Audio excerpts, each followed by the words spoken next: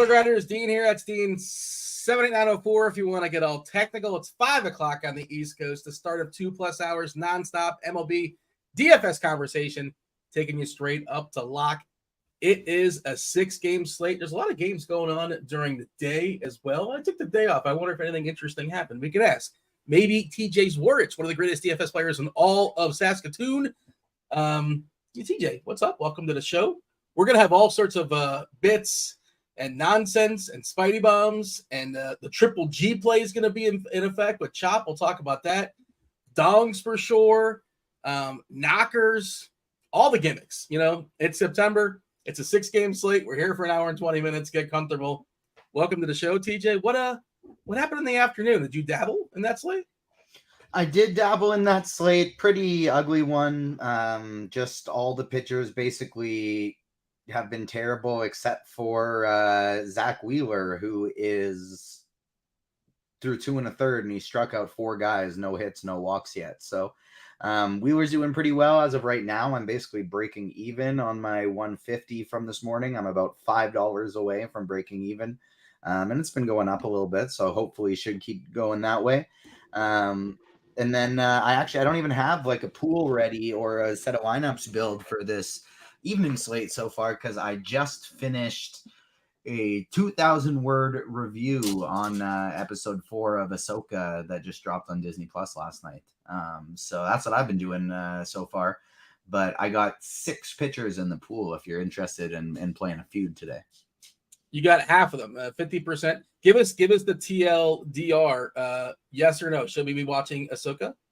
If you like Star Wars, yes. It is my favorite live action of the shows they've done so far. It's like I'm a big fan of the animated Star Wars stuff. Star Wars Rebels is my favorite. Anything, even compared to the movies, the shows, anything. Star Wars Rebels is my favorite. So this is kind of a partial continuation of that. So it's like all of my favorite characters. So I am biased, but it's also been pretty great. Top, what's going on? Are you a fan of this Star Wars world as well? Anything you want to chime in, by all means, go for it. Welcome. Did you dabble in the early slates? Didn't dabble in no early slate, Dean. Hard pass. No way, man. It's way too busy to be playing them reindeer games for 2 slates a day like this. But no, I used to watch Star Wars back in the day, but I just feel like they kind of overdid it a little bit, you know. Too many spinoffs and stuff, so I kind of lost interest in it. Yeah, it was never really for me, but I get it. If you enjoy it, have at it. And it's, you have all these offshoots as well. If you love that world, what Disney is doing for them is spectacular. So, and TJ's keeping your site afloat as well, giving you plenty of content. Dan Bach in chat, by the way. Shout out Dan Bach. Chop, he says, he called it 0 chance Chop is a Star Wars guy. So there you go. Yeah, that was the chalk. I think that was a fair that was the chalk, Dean. That was the chalk.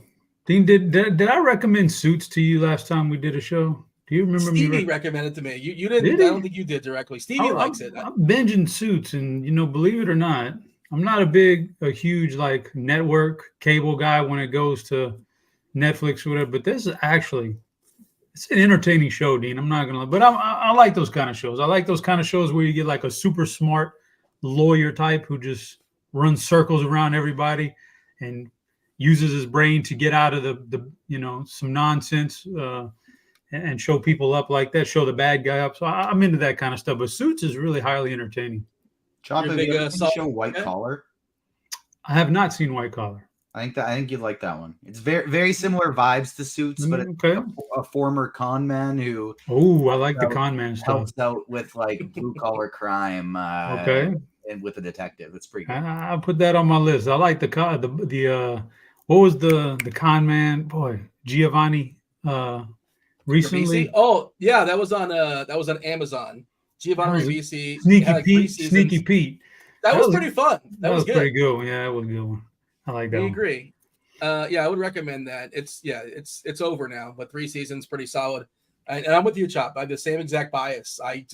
USA, like I don't believe USA puts out good TV. I'm like, I can't watch a USA show. Although You know? they did, aren't they the ones who put out Mr. Robot back in the day? That was a They really are. good show, man. So that was kind of sort of like that got them some credibility.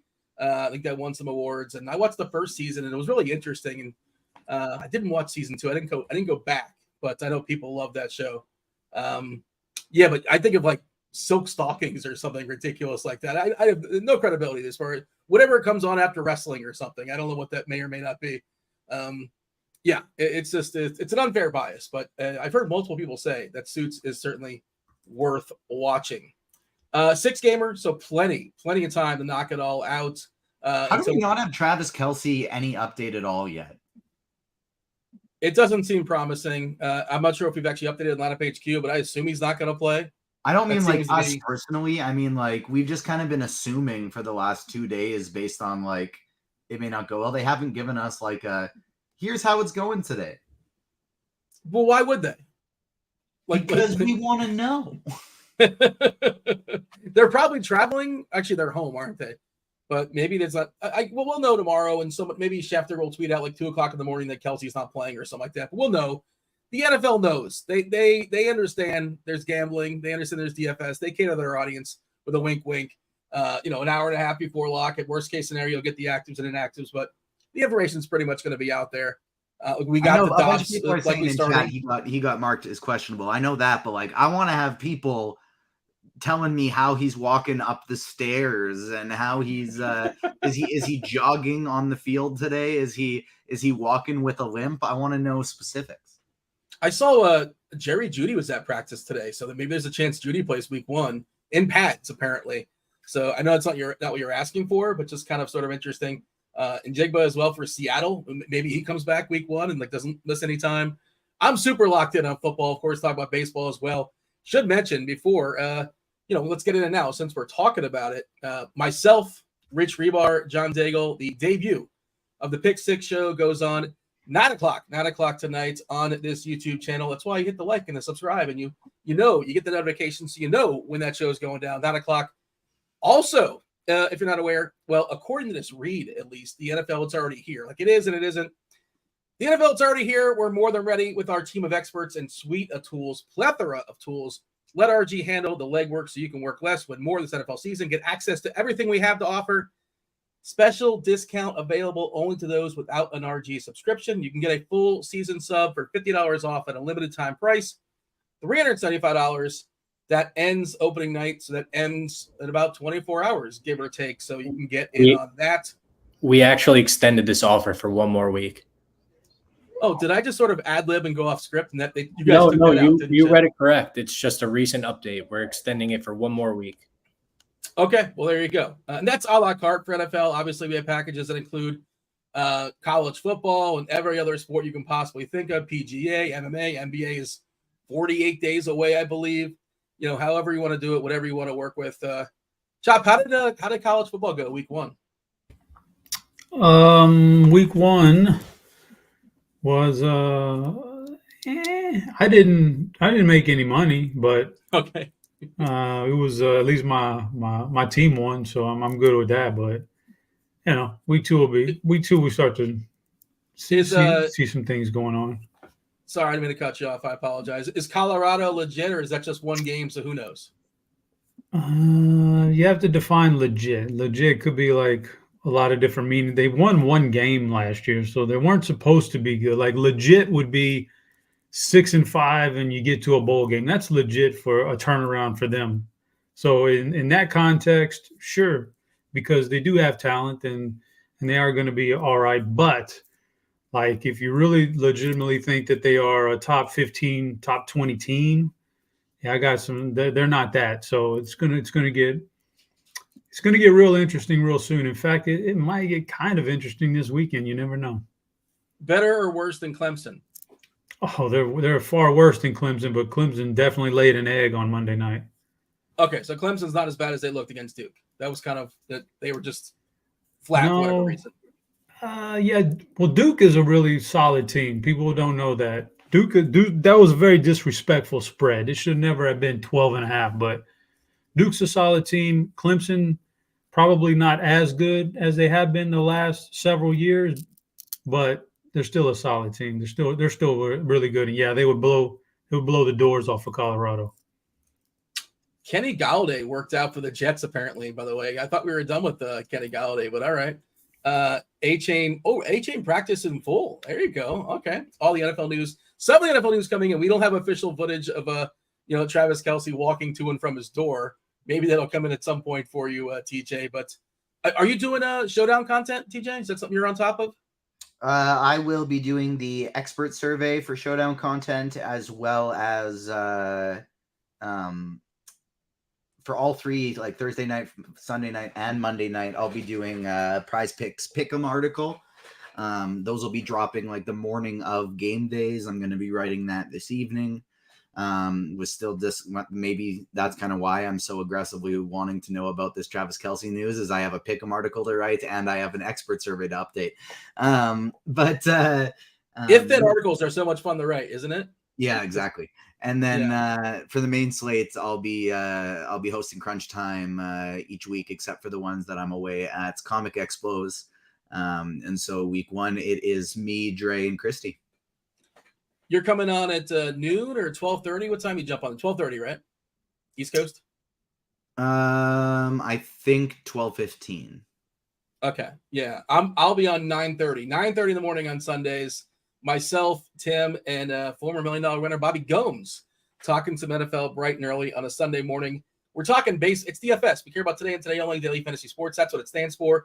It is a 6-gamer. We got to chase whatever losses we may have had in the afternoon.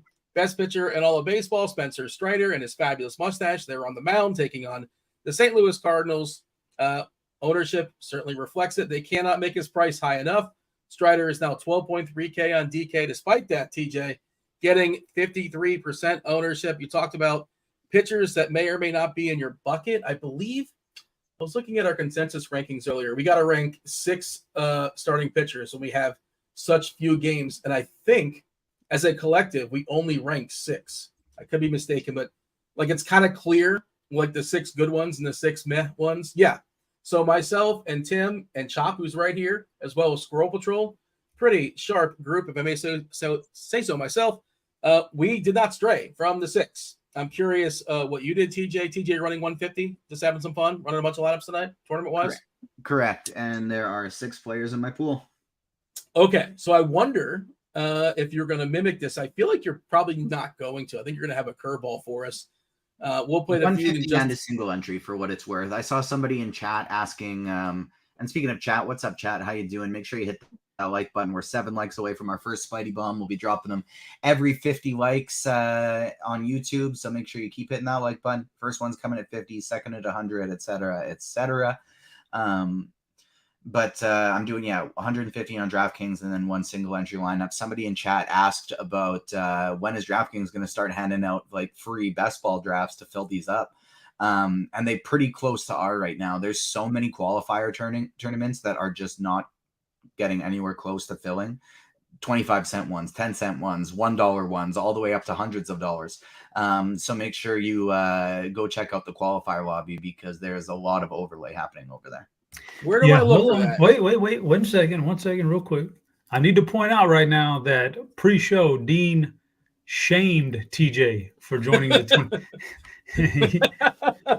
he shamed TJ for joining the 25-cent tournament. So I think that needs to be addressed. I misunderstood. I thought he was actually drafting a best ball, like taking an hour of his time for a quarter. And I was saying his time is worth more than the quarter. But it's an actual contest you enter to win a best ball ticket that I presume is worth more than 25 cents. And they're all the $10 Moneymaker ones. Yeah. So, I think I did apologize for my shaming. I did shame you for not knowing hockey, and I stand by that shaming. That's a Canadian. I know hockey, and I'll get into it when I have drafts scheduled, or if I'm going to be doing content, something like that. Sometimes I play DFS. I used to do a ton of drafts in fantasy leagues. Just kind of when I got into baseball, I just kind of subbed out hockey from my brain and subbed in baseball, because I just don't really like hockey. Oh man, is there? There's got to be some live. There's got to be some live hockey. I know there's no NHL, but is WHL still a thing? OHL, is that still a thing? Yeah, gotta be we have some a local hockey we have a money, right? WHL team, and I don't know if they've been good recently, but like when I was a teenager and stuff, they were always really good. What do they call it? The Saskatoon what? What's their nickname? Blades. Well, that's pretty solid. All right, that's pretty good. That works. People in chat, by the way, are throwing out their Super Bowl preview, which I like. I'm curious. Keep throwing them out there. I'm going to get your guys as well. The OMG Fathers got Jets, Eagles in the Super Bowl. Why you besmirching the Saskatoon Blades like that? They got so many former NHLers on that team. That's a real good squad, man. I didn't besmirch. I said I liked it. You're like, what's the? No, I said that's I said that's solid. How was it? There was tone. There was tone. You're inferring. Now you're just searching for reasons. I am inferring, but I'm inferring correctly. Eric's got the Eagles and the Ravens. Let's see. Our boy Butthole Jenkins, Steelers, Eagles. I kind of like the Steelers this year. It's not an big upset, but I think they beat San Fran week 1. Get a couple points there. Nate says the Lions with the Super Bowl. I'll root for the Lions. Yeah, sure. Why not? They, long time coming. Detroit can use it for sure. As somebody that does not have a rooting interest in any particular team in the NFL, I'm good with that. Chop, do you have a Super Bowl prediction? Give it to the people. I could give you one, Dean, right off the cuff here, man. Even though I haven't really thought about it too much, but I would say for the AFC, okay, I'm just gonna go out here right now, Dean. I am very, very worried about the Travis Kelce situation. If you take Kelce away from it, would be so easy to say, yeah, Kansas City again. Why not? Who's going to stop him again? We've seen this before. If you take Kelce away from that, man, you've given this guy nothing, just a bunch of junk to throw to. So I'm very worried. Huh? Like there's like 9 receivers.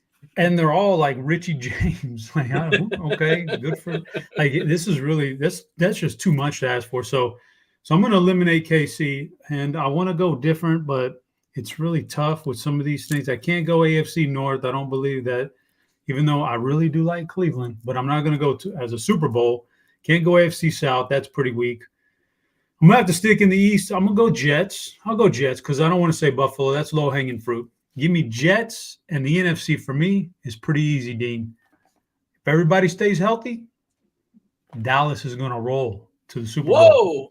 Dallas is going to have the best defense in the NFL, period. Wow. Okay. Interesting. Yes, I thought you were going to say Philly, but no, Dallas is going to be really annoying to play in Madden. I can tell you that. Who? Dallas? In Madden, yeah. Like I'm doing a superstar as a quarterback right now, and my goodness, are they tough to play against? They are. So the defense was already really talented, Dean. They made some.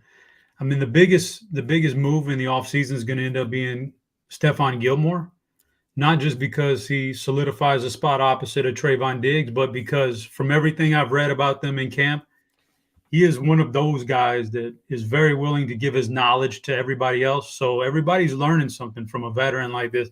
This is going to be a very, very this is a tough defense to face every week. So assuming they stay healthy, I'm going to go Dallas and Jets.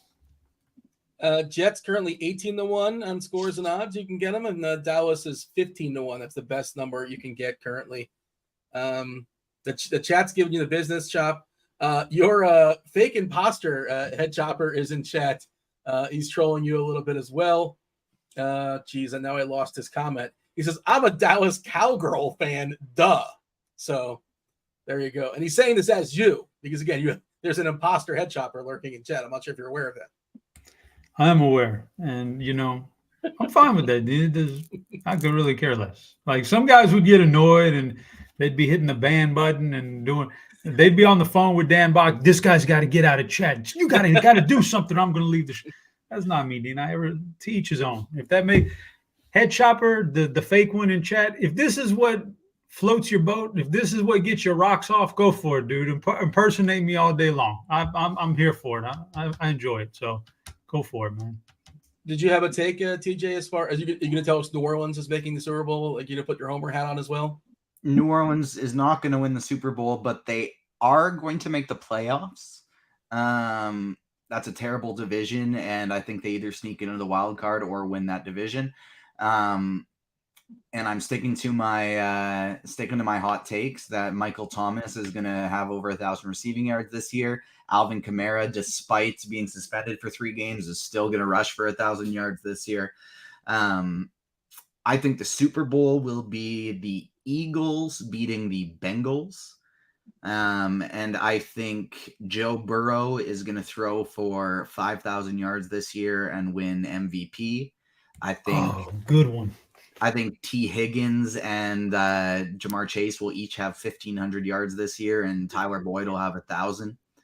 I think the Chargers, Eagles, Bengals, and what was the other team I said? There's one other team. And Dolphins will all have multiple 1,000-yard receivers.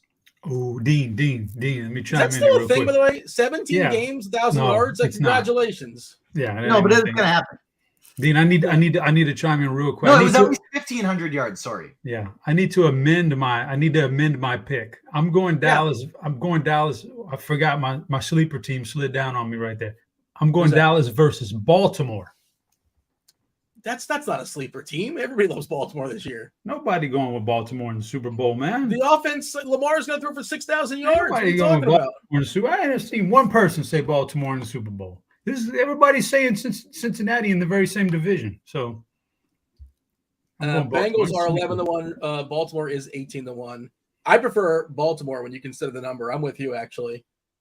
I'm very bullish on that Baltimore offense this season. We're going to talk baseball in a second. Our apologies. By the way, quick question, TJ. You want to know about Kelsey?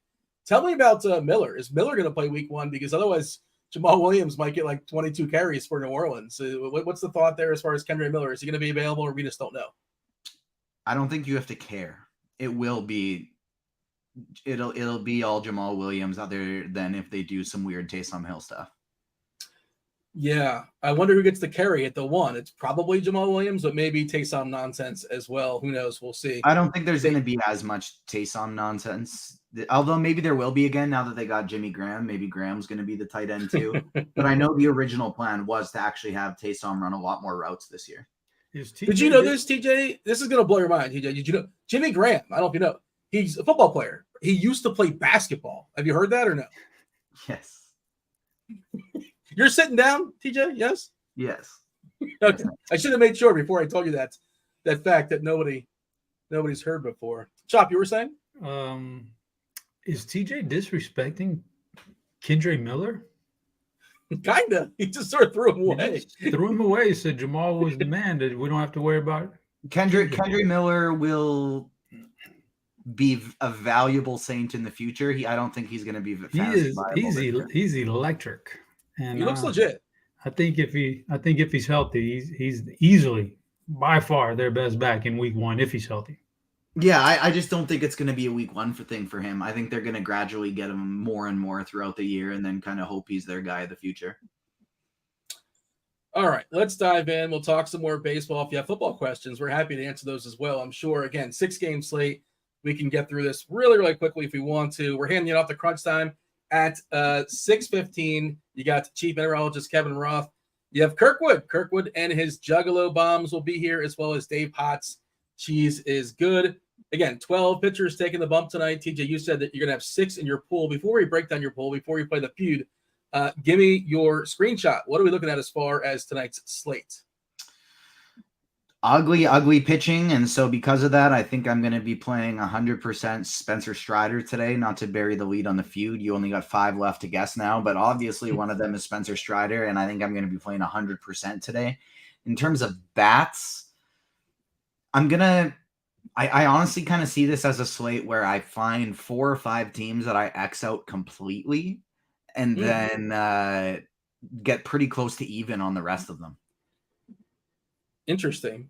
Chop, yourself, your thoughts as far as how we're approaching tonight's slate. Are you also hitting the lock button on Strider? Well, tell the people what you're doing as far as No lock button on Strider. I'll be underweight on Strider because the numbers, it looks so heavy. I'm just not going to go that route. Like, roughly somewhere between 50 and 60% ownership on DraftKings.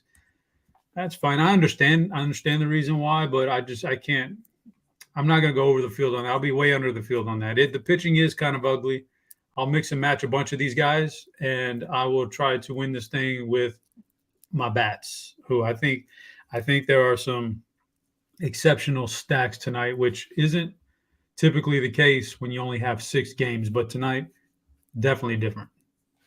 What's gotten your boy Jose Altuve? They bring in a trash can on the road these days. What was it? 5 homers in his last 2 games?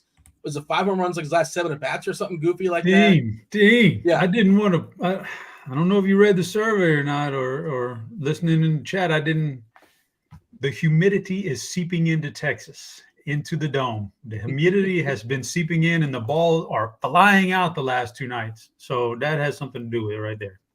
It's funny you say that because I was watching the not yesterday, but the game before, and like every ball was just jumping, and like you never know, it could be just kind of weird variance, but the ball has really been jumping. And I know you're the seeping in of the humidity thing.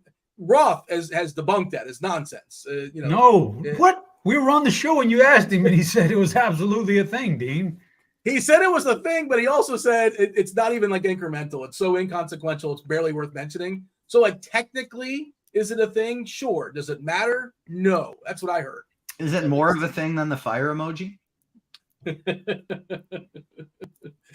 fire emoji is real, but I think I gave too much credit to the fire emoji because that was strictly just based upon the temperature. What, 85, 86? What is the number? 86 and above, yeah. Yeah. Yeah, so I did not play Altuve last night, and I still actually made a fair bit of money last night. I don't know how that worked out, but was super excited to cash despite the fact Altuve, first person, there's like 3 dudes ever to have 3 home runs in the first 3 innings. God, I saw the list, and I recognized 2 of them. They already have like the 20s or something. But, yeah, shout out to Jose Altuve, who's in my season-long team in a must-win game. Jose Altuve is clutch for sure. All right, let's get back to the feud. Obviously, TJ, you have Strider in your lineup. You said he's going to be in every single one of your lineups. Taking out a Cardinals team that's, been pretty disappointing. Shout out to Jordan Walker, by the way, Narrative Street, to his hometown there in Atlanta. He banged one out last night. He's got a bunch of friends and family hanging out in Atlanta. He's been justifying the hype that he had coming to the season, kind of a late season bloomer. Newbar, Goldie, Gorman bigged out a couple homers too. Arenado, Contreras, Burleson, Walker, Edman, and the prospect Wynn. He's got some speed. Yeah, I mean, do we have to give the sales pitch as far as Spencer Strider here, TJ? Like, he strikes out the world, 38% K rate. That's pretty much 10% higher than everybody else on the slate. Scherzer at 28.8%. That drops down to 22.7%, which is Clark Schmidt. Verlander all the way down to 21%, by the way, as far as his Ks.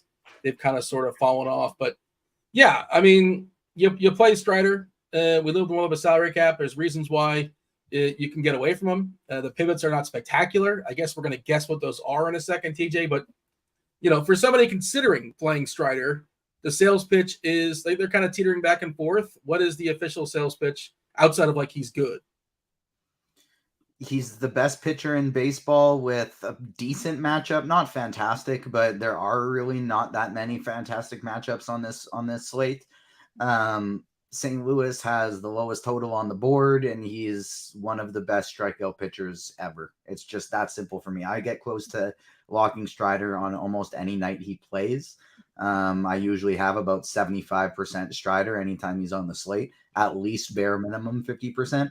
So now on a slate with terrible pitching, I'm just not going to mess around. I'm going to go 100. So currently, I just gave a refresh here as of 5:30. So we get a new batch of ownership, 55%. That's for large field ownership we're getting on Strider and DK. It's going to be even higher in single entry in cash games, essentially, like, I don't want to say lock button, but yeah, he'll be like 90% owned in cash games, as he should. Working our way down, Clark Schmidt, you get both last names for 31% ownership against a pretty terrible Detroit offense. Kyle Gibson at 26%, taking on whatever's left of the Angels. Mad Max, Scherzer at 20%, not the greatest matchup necessarily, but, Scherzer, been doing it for a long time. Sandoval at 18%, Lyles, 12%. So, Chop, let's play the feud. We got 5 more names in TJ's pitcher pool. Before we do, we got people asking for the first Spidey Bomb because we're already at 80 likes. So 20 away from the next one. We'll get the third one at 150. So keep smashing that like button. Spidey Bomb number 1 today. The Mets are going to be a little bit chalky, but I do really like this guy to hit a home run. Spidey Bomb 1 is Brandon Nimmo. You can get him for plus 500 at Bet365, plus 475 at DraftKings. Brandon Nimmo on Steve's Mets. Spidey Bomb number 1. Chop, you got the knockers, you have the triple Gs, you got all of it. I don't know when you want to work it in throughout the show, but just kind of a reminder. I don't know if you have like a likes qualifier. Spidey Bomb was unleashed, Chop, so that's kind of when the triple G. This is unprecedented territory here, Dean. Unprecedented. Okay. You ever seen that Twitter meme of the two Spider-Mans looking at each other, pointing? Yeah. My triple G was Brandon Nimmo. Oh.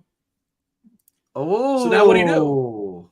We got a little dark Spider-Man against we don't know which one's triple G. We don't know which one's the real Spider-Man. I don't know, dude. Just play him. I guess. Time to play some. So Brandon Nimmo. That's it. You don't have a plan B? Like you weren't prepared for what if? I mean, I got a lot of hitters that on my list I could go to, but I just wanted to make everyone aware the official triple G was going to be Nimmo. So I'll find something else later. But yes, I have the knockers on layaway, Dean. I have the knockers on layaway and a little BVP special also. So we got some other things coming up. Did you We're play only 4 Pete likes away Alonso? from Spidey Bomb number 2, so let's get 4 more likes in here right now, and let's get it up to the 3rd well before the crunch time crew gets it here. Maybe let's get 150 before 4 p.m. or before 6 p.m. Eastern. That's the goal. But Spidey Bomb number 2, just because these odds on him are crazy today, it's Bobby Witt Jr. You can get him for plus 725 at Bet365, plus 550 over at on DraftKings. Plus 600 on Bet River. There's just good odds everywhere on them. So Bobby Witt Jr. is Spidey Bomb number 2. That seems like really strong odds. I know Toussaint this year has been, pretty good at not giving up homers, pretty good at not giving up fly balls. He's just walking guys, basically. 16% walk rate, which is just unacceptable. We'll talk about him, I suppose, at some point, but that is a pretty good number. Is it still really, really hot in KC? It's been really hot in KC the past few days. It has it's had the fire emoji. Let's see if it still does. No, it's down to 79. We do have a fire emoji in Washington. It's at 93 degrees. Let's see, 70 dew point. I know Kirk will be on later, talk a little bit dew point as well. Roth probably chimes in those 41 game sample in Washington. A bump in homers at 16% in Washington. Similar weather games. Yankee Stadium as well, 89 degrees, slight breeze out to dead center, 4 miles per hour, 68 dew point, 91 previous games with this temperature and this combination of weather. And we've seen a bump in homers at 21%. So some pretty positive weather. Not as good in KC. And of course, that KC ballpark, just as is not a great ballpark to hit homers. So maybe that's one of the reasons why. But, you make the number big enough. And I agree with you, TJ. That's just too good for Witt. Like, is it going to hit? Probably not. But I think more times than not, or what? If you sim it out 1,000 times, right? You said it was 850, 750? What was the number? It was pretty good. 725 was at Bet365, then 575 on DraftKings. I got him earlier today at plus 705. So that's what I got him at. That got me really excited. I got about, I think, 20 different bets in different 3-man parlay combinations from the early games through the late games. Went 1 for 4 with the early games. Suzuki, Swanson, and Walker look like they're not, and then Walker's not going to hit either. And then Schwarber I got. So 1 for 4 on the early games, and still got a ton coming for later. Looks like your gutless Blue Jays are going to lose to the Athletics. Just a heads up. I don't know if you're watching every single game and grinding out to get to the playoffs there for Toronto, but I've been watching some of the games and then watching the scores, watching every time it's close at the end because they're right in the thick of it. Shout out to Houston, shout out to Chops Astros for continuously pounding on the Rangers so that the Blue Jays have gotten ahead of them. The Rangers stink. They're not doing anything. Don't worry about it. Good. Glad to hear it. Wow. All right. I don't know if you watch baseball, Dean, but Yeah. The Rangers have an absolutely atrocious. You ask why Jose Altuve hits home runs like that and why the Astros hit like 11 home runs in 2 days. That bullpen of the Rangers is something to behold, man. They are just awful. Do you watch baseball, Dean? That was one of the most disrespectful questions I've ever heard, but I loved it. That was hilarious. By the way, speaking of your Blue Jays, this guy Schneider hit another home run. He will not stop. Came out of nowhere, essentially, as far as I know, right? Yeah, he just banged one out. Is he somebody you have some money on? I'm pretty sure he was included in the. Oh no, I needed to take some players out because it was too many, and I need to pare it down. He was one of the guys I pared down. Shoot. Yeah, Real Muto and Schneider just homered, and also bad news for Corbin Carroll. Apparently, just left the game. I think it was with a wrist. Is the note that I'm seeing on Twitter. So that's bad news. Let's go back to the feud here, Chopper. Throw a name out that you think is going to be in the pool that TJ's running out. Again, 12 potential arms. He's got 6 of them in there. We obviously know Strider's in there. This should be pretty easy, I think, at least the first couple shots. But who's going to be in TJ's pitching pool tonight that's left on the board? Well, I'd like to start off with this is not my official pick right here, but New York Mets have a youngster on the mound tonight. I don't know if you're aware of that. Carlos Carrasco went on the IL. No, I don't watch baseball, so. Yeah, Carlos Carrasco went on the IL. They're going to start a youngster for the Mets tonight. I just want you to know, Dean, I was doing some research on this kid. I find this incredibly interesting. His middle name is Jenkins. So no, really, yeah, it's reversed. His name is Jenkins Butto. Yeah. Just like our guy in chat, Butto Jenkins. This is amazing. There might be a sign, Dean, to play this guy tonight. So I don't know, man. But for the Family Feud pick, you got to have you some Kyle Gibson. Got to have you some Kyle Gibson tonight. Yeah, and that's Kyle mostly Gibson. Because the Angels are terrible. Angels are absolutely terrible. The Angels, they held on to a Tony, and then they bought a bunch of scrubs that they had to cut, Dean. I don't know if you were watching baseball at the time, Dean, but they didn't just not trade a Tony. They bought a bunch of guys who they released 2 weeks later, and now they're going to eat a Tony and watch him walk out the door in the offseason. Who could have had the foresight to see this whole situation? Oh, wait, everybody. It was super, super obvious because the Angels are the worst organization in baseball outside of Colorado, maybe Oakland as well. But, yeah, talk about Kyle Gibson there, TJ. He's been a little rough of late, but the Angels are a soft landing spot these days, unless you're afraid of Trey Cabbage. I'm not afraid of Trey Cabbage. I'm not a fan of cabbage myself. I'm Ukrainian. We eat a lot of cabbage rolls. I peel the cabbage off like a child, and then I eat the rice and ground beef, the little roll without the cabbage on it. So not a fan of Trey Cabbage today. Do like Kyle Gibson. He is in the pool, and he will likely be somewhere between my second and fourth highest owned guy behind Strider. Yeah. I don't love the form of late with Gibson, right? But this feels like a pretty soft landing spot against this Angels team. It's just we don't have a lineup just yet, but it's gonna be rough. It's gonna be atrocious. On the season, Gibson pretty solid, not spectacular with the Ks, about 20%. The Sierra, middle of the road, right? 4.35. It's actually the fourth best on this slate. It's a little bit lower than Verlander. Lower than that's right there. A little worse than Clark Schmidt, who I imagine we'll talk about in a second. Let's throw out Clark Schmidt. Clark Schmidt taking on Detroit. Decent amount of Ks, right? 22.7%. Detroit's not an offense we're afraid of. The price is pretty good. Looking at our collective, CVRs, myself and Tim and Chop and Squirrel Patrol. 7.1K on DK. He's cheap enough to where you can get Strider and Schmidt and get a fair amount of bats as well. I think you're going to have a fair amount of Clark Schmidt. TJ, what say you? I will have a fair amount of Clark Schmidt. He is in that tier 2 right alongside Kyle Gibson. There's one other player in there with him. I'm going to have some Clark Schmidt today. In my most recent build, he is my second highest owned pitcher. Chop, are you on board with Schmidt tonight? Yeah, I'm as far as with that price tag, he's one of my top 2 or 3 pitchers based on price tag, and so yeah, I'm definitely on board with little Clark Schmidt. Dean, All you asked how right. the early slate was going before, and I Yeah. said I was like just breaking even, but I'm second in the mini max right now. There you go. Is that the dollar? There isn't a dollar one anymore, unfortunately. So just 50 cents. Hey, take it down. What is Jesus, what's first Dean place? entry shaming again. Dean entry. I was just gracious. inquiring.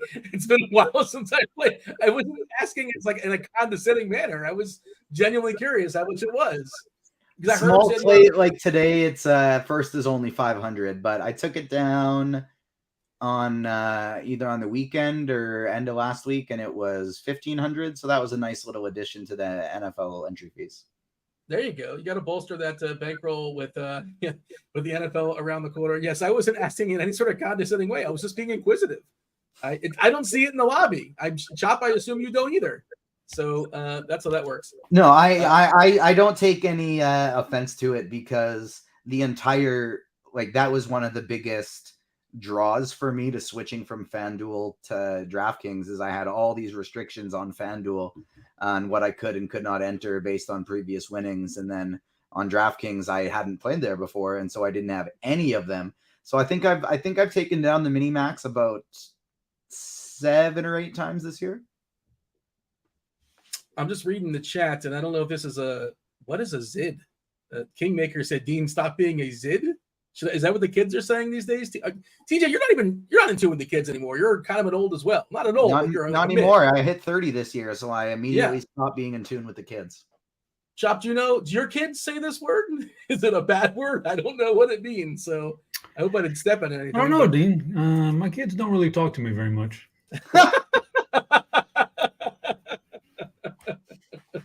Fair enough. They're like 15, 16, 17, something like that. So that makes sense. Yeah. Oh, maybe. Oh, wait, hold on. I think it's just a typo, and they were saying kid, possibly. Not sure. But the Z is far away from the K. That can't be a typo. I don't know. I can't figure this out. Anyways, Chop, nominate somebody else that's going to be in TJ's pool. Okay. Those were the two, like, really easy ones right there. So now it gets tough, Dean, in case you didn't know, because I don't think, man, I might be wrong. One but more really easy one. Well, easy for you because you made the list. I'm looking at my like, I don't think like Scherzer or Verlander are his kind of players. So, I mean, okay. So he says, so he just gave me a clue. Actually, I'll go Patrick Sandoval based on his clue. Yeah, that's what I was going to say. Yeah, Patrick Sandoval is currently my second highest owned guy behind Strider. He's got the Squirrel Patrol vote of approval. He's nice and cheap. He's got the strikeout upside. I don't love the matchup against Baltimore, but I don't love the matchup for any of these pitchers today. So yeah, Sandoval's currently, him and Schmidt are tied for my second highest owned guy, with Gibson right behind them. Let's try to get a clean sweep of the board here. We've got Strider, we've got Schmidt, we've got Gibson, we have Sandoval. 4 of the 6. There's still 2 remaining. So here's my conundrum.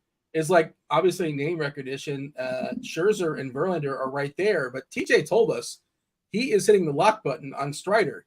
We also live in the world of a salary cap, and does he want to have Strider locked in and play Verlander, who's also 10K, and play Scherzer, who's also 11K? I think he's not going to pitch either one of those 2 pitchers. So maybe I'm being goofy. I'm overthinking it, but I think he's just trying to like survive. And the perfect pitcher to roll out there to survive, and he probably won't, but he might. I'm going to say, I think I have this figured out, TJ. I don't think you're playing Scherzer or Verlander. That's not the game, but I'm just kind of working backwards. I think you're Xing both those guys out, and you're saying, screw it, give me all the Strider.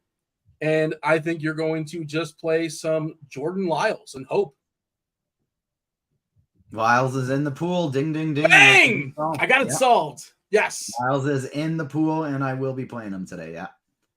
And like, is there any endorsement outside of, well, he's cheap and that's that? The White Sox suck. I wish Luis Robert wasn't playing, but no, there's no endorsement outside the fact that the White Sox suck. He's cheap, and pitching sucks on this slate. Eloy's out though. So like, Robert's back, but Eloy's out for what it's worth. So, one guy out, one guy back in. The official lineup today for Chicago, it is Anderson, Benintendi, Roberts, Vaughn, Moncada, Sheets, Sosa, Colas, and Lee. I believe Lee had his first homer ever. Maybe his first homer as far as a part of that team, but I saw them. They were very excited about it yesterday. And they strike out a fair bit too, 23.1%, according to the old plate IQ. They're not patient, 6.4%. So they're RKs. They'll swing at whatever. And Lyles is a guy that is not great, but he can give you 6 ugly innings. Little BABIP on his side. Chop, are you playing any Lyles? And let's bring it home, Chop. I think. Look, I don't want to tell you who to play, who to call out, but no pressure. We can go 6-0 here and sweep the board. I think I know who it is.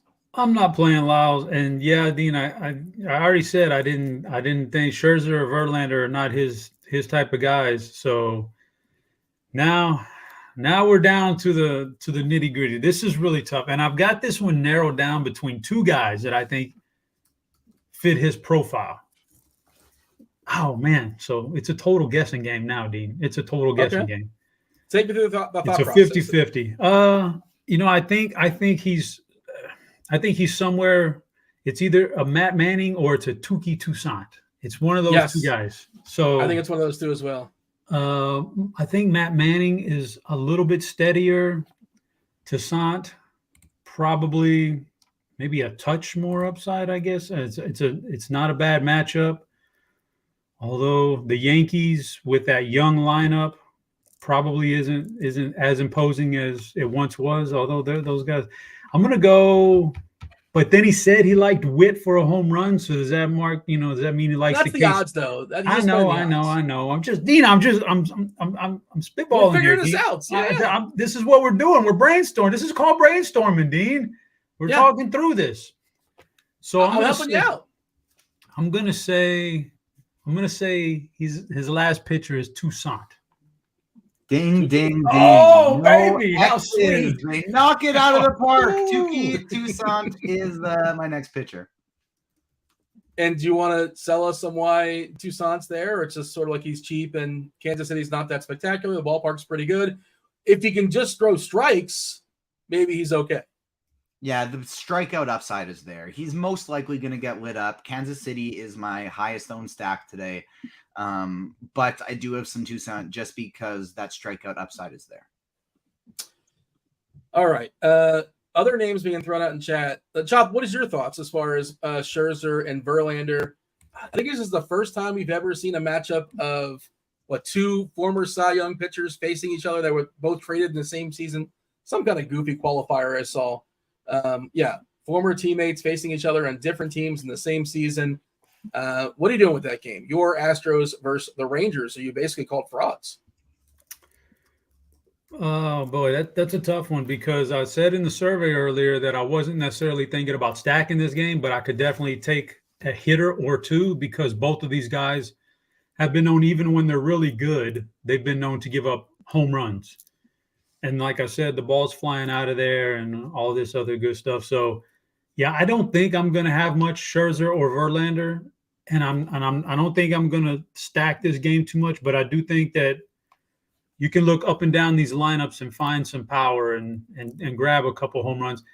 If I was going to stack one of these 2 teams, it would be Houston because I've said that Texas bullpen can be really, really bad if you catch them to where they can't deploy Chapman or even Will Smith, and he kind of stinks too. But if they can't get to Chapman or Will Smith and you get them behind the 8-ball, boy, you're going to light them up. So I could see a Houston stack, and Texas really needs this game. I think there's power in this game from the hitters, but I think the pitchers are just good enough that I don't want to fully stack this thing up. But these guys are too expensive for me to maybe Scherzer turns back the clock a little bit here because his team absolutely has to have him go deep in this game and give them a chance to win so they don't get swept here.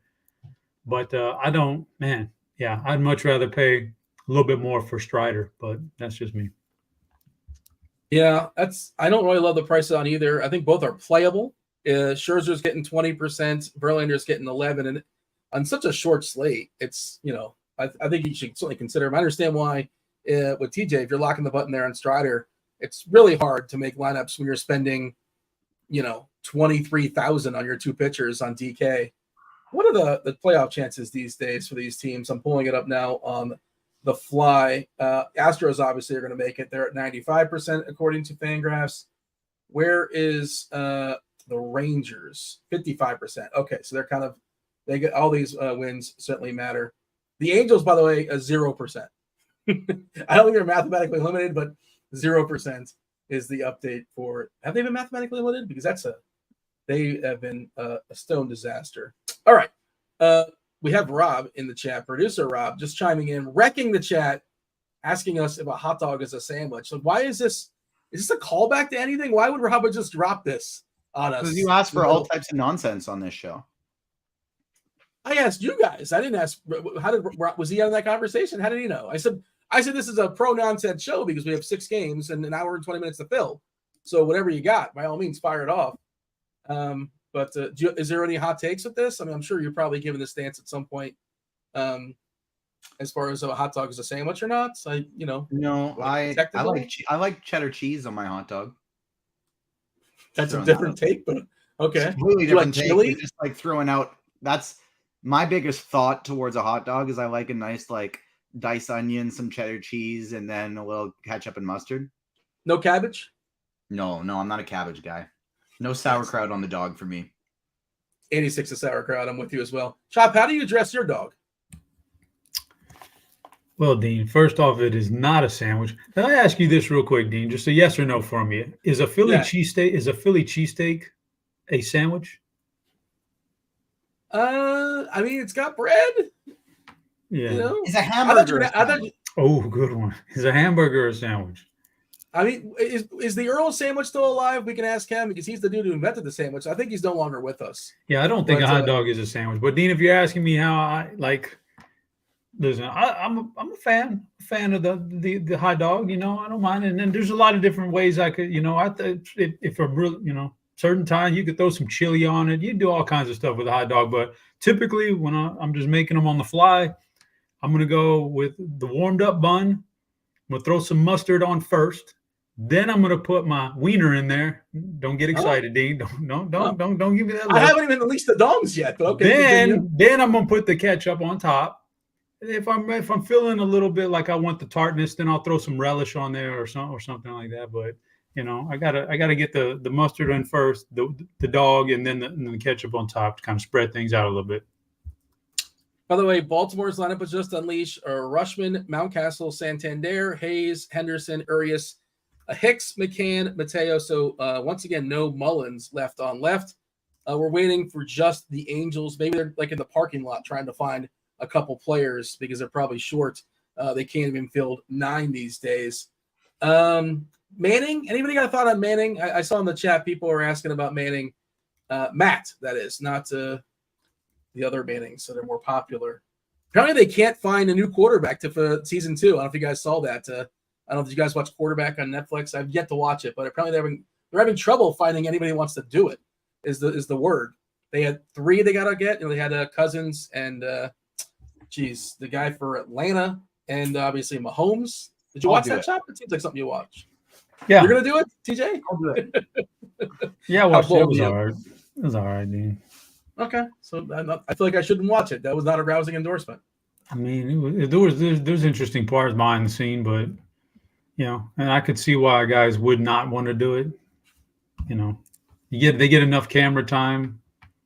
Probably they don't want that thing following them around because it really is in your house and everything else. So I get it. It was okay. It was entertaining, but you know, if there was a season 2, I'm certainly not waiting up till midnight to binge it that night, like, you know, a really good show or nothing like that. You're too busy watching Suits. There's like 19 seasons of that. So. Man, it's so good, dude. Manning, Chop, what's your thoughts as far as Manning? I think he's rock solid. You know, this lineup is it's a conundrum, Dean. Like they replaced a lot of the veterans with some of the AAA talent that had high expectations, and they're not bad. So, but do we really think that they're that good? Now, Manning's not a high upside guy, not at all, but he's been pretty steady. So, if this was last night or 12 or a 14 game or something like that, I probably wouldn't even think about Manning. But we got 12 teams and some pitchers up top like Scherzer and Verlander I can't handle, and then some guys down below that like I'm not touching Dakota Hudson against the Braves and some of these. So Manning is firmly in play for me. Yeah. Give me the summary, TJ. I just tuned in right now. The summary as far as pitching. We'll talk stacks in a second. Crunch time coming in about 20 minutes or so. You got Chief Meteorologist Kevin Roth. You have Kirkwood and the Juggalo Bombs. We also have Dave Potts. Cheeseisgood, 2-time millionaire winner. Give me the summary here when it comes to pitching on this 6-gamer, TJ. Sorry, I just got a little distracted. I just got an email actually that I got asked to moderate panels at the Saskatchewan Expo this year, and I've never done that before. That's super exciting. Oh, nice. So, woo, Cool. that's Congrats. fun. Thank you. But stacks, we talking stacks? Sorry. No, just give me the summary as far as pitching. I know we've talked about it, but somebody just joined like 3 minutes ago. They didn't hear all our nonsense. They didn't get to watch the feud. How would you summarize pitching tonight? 6 total pitchers in my pool today. I am hitting the lock button on Spencer Strider. I would be doing so on both sites. So even on Fanduel, I would just be going 100% Spencer Strider. On DraftKings, 100% Strider, 25% each Clark Schmidt and Patrick Sandoval, getting about 20% of Kyle Gibson, and then just sprinkling in some Tukey Toussaint and Jordan Lyles. Chop, what do you want to add to that? Sounds good.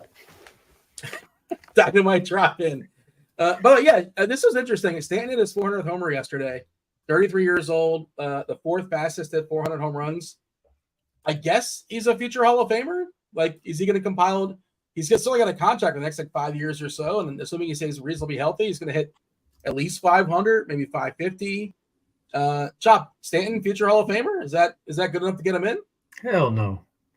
Oh. Hell no.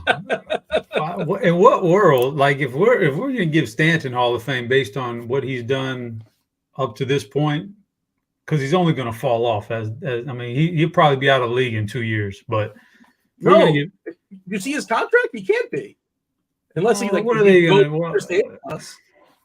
gonna do? They could put him on the bench and he can watch everybody play ball, but. Like, in what world is that a Hall of Fame resume? Like, okay, you hit a bunch of home runs when, the balls were juiced and you were a Goliath out there. And okay, great. But you also struck out about 60% of the time and you never won any meaningful games or anything like that. Not that I'm saying that World Series is like you have to win a World Series to get into a Hall of Fame. I don't believe that. But to absolutely have zero success with any team and then I don't know. Stan's definitely not a Hall of Famer. Hold on. I'm tasking somebody in chat. Somebody in chat, find out who the person is who has the most home runs that's not in the Hall of Fame. Because I feel like pretty much anybody that has 500 is in. Barry Could be wrong on that. The good one. Yeah. 500 is that's a benchmark. 500's how many is Stan at? What is Stan He's at 400. He's going to get 500. Nah, he won't. I don't think he will. How many does he have this year? Because he'll never be as good as this year. Like, it's only going down. Maybe he's only going downhill, and he's like I said, he's not going to play that much longer. So he's signed until 2028. That's a club option. They're definitely throwing him out in 2027. So 2024, 25, 26, 27, 4 more years at about 31 on average, 31 mil per year. Give me the number. Somebody says Miguel Cabrera, but Cabrera is a Hall of Famer. Like, that's not a conversation. He's for sure locked and loaded Hall of Famer. Pujols, Hall of Famer. Who's the guy that's been retired for 20 years that has 497 home runs? That's what I want to know. But somebody hit the Google machine there if you don't mind. Hey, let's talk about stacks. You have a thought on that, TJ? You care? Who cares about the Hall of Fame anyway, right? But you have a thought? The best contact hitter and the best power hitter of all time aren't in the Hall of Fame. I could not care less about it because that to me just makes it irrelevant. But in terms of stacks today, before we get stacks, we're 25 likes away from the next Spidey Bomb. So we can definitely get that in before the Crunch Time crew gets here. Over 400 people watching. Smash that like button. It helps us out a lot, but also it gets you some free home run picks. So get us up to 150 here before the Crunch Time crew gets here. Stacks, because I am playing 100% Spencer Strider, I do have to prioritize some cheap stuff, and so that's why I'm going KC today. The Royals are my highest owned stack. They're also my single entry stack today. They are just so wildly cheap. I love both New York teams, the Yankees and the Mets. I'd love to be able to get to more Houston, Texas, and Atlanta than I am. I'm still getting to as much of them as I can, but it's difficult. Atlanta is currently my lowest owned stack of the teams that are in my pool in terms of full 5-man stacks, but they're my highest owned 3-man stack. All right, so Paul Konerko is throwing out in chat. He's got 400 and I think like 439, but Adam Dunn's got 462, and I don't think either one of those guys make it to the Hall.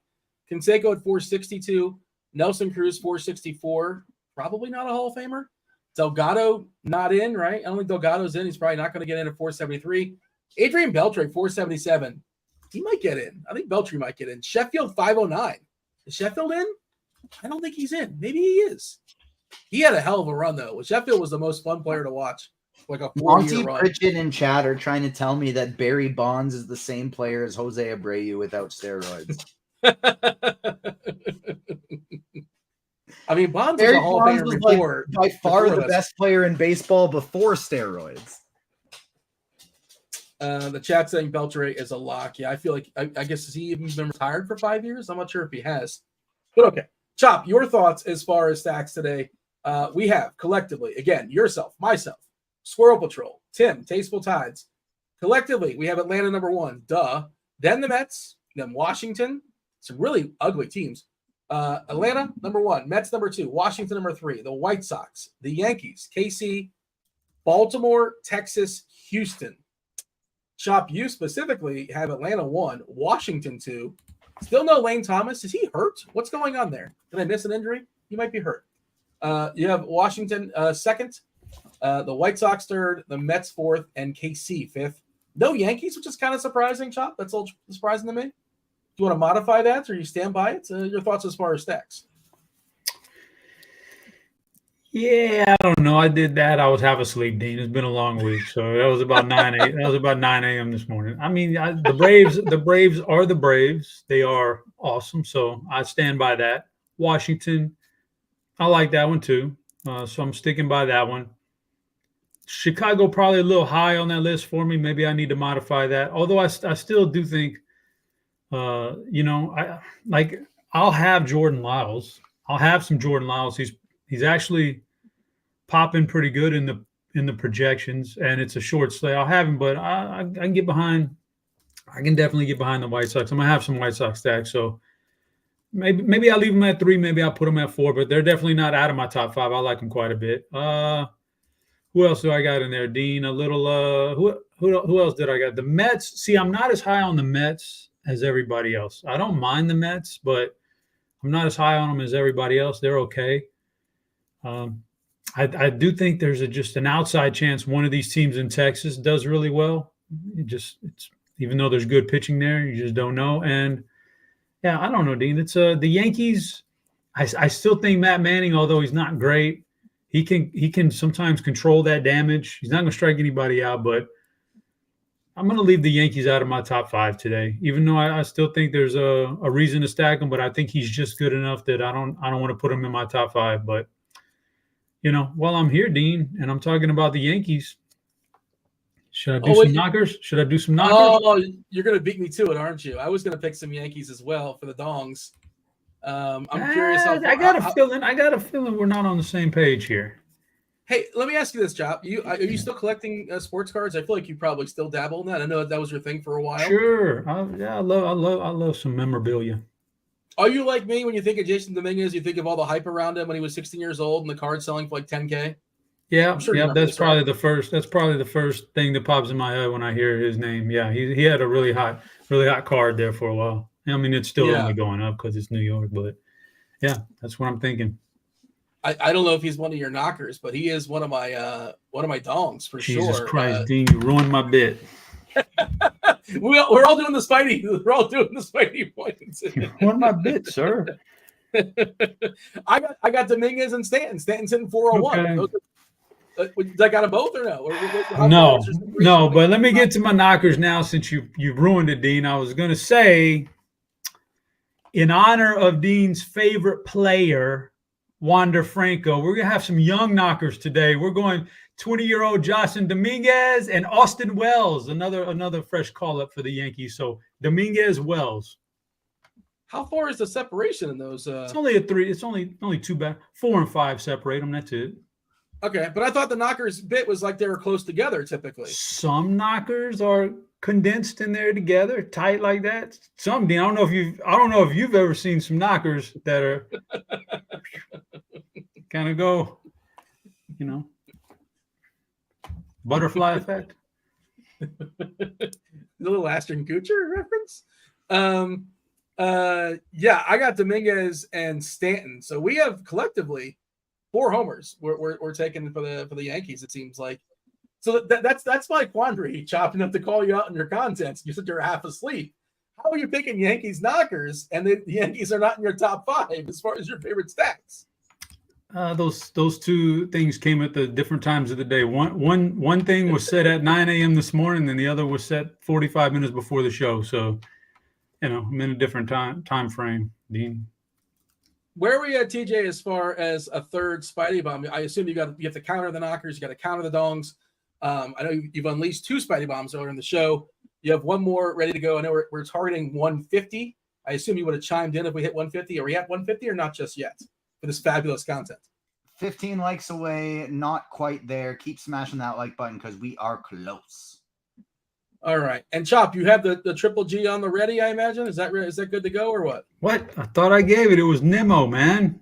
Oh, that's right. Yeah. Okay. But I can give you another one. No big deal. But whatever, man. It's not the same. You same. have a BVP suggestion? I do have a BVP suggestion. Would you like to hear it right now? I think the people want to hear. Did you victory lap the polar bear yesterday, even though it wasn't against the starting pitcher? Well, I didn't do a show. I didn't have a show. Wasn't on content, but I did have. We collectively did have polar bear, as the BVP suggestion of the day in our private chat. But that's neither here nor there. But Dean, I'm going with Gavin Sheets today. Don't know the numbers, but the algorithm says do it. So that's all I need to hear. What do you mean you don't know the numbers? Of course you know the numbers. I just check them? No, I don't check them. I just look at the algorithm, just pops a name out and says, this is the guy you should be playing. And I go with it. I'll tell you the numbers. I pulled it up. I have the interwebs. He's 5 for 10 historically against Jordan Lyles, couple singles, couple doubles, and a homer. Not bad. How many strikeouts? One of each. There you go. 10% K rate. That'll get you. Yep, those numbers will get you near the top of the chart every time. Yeah.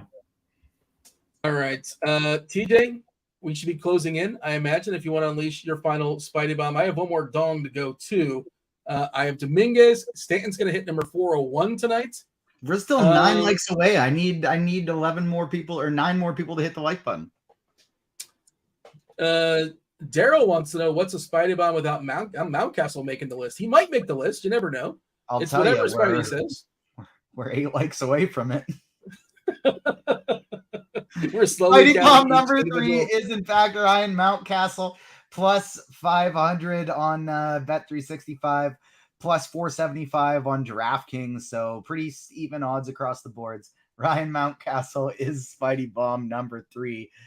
Damn it, Daryl George. You got to give me a minute. Were you hyping this up someplace else, or he's kind of intuitive? He just nailed it.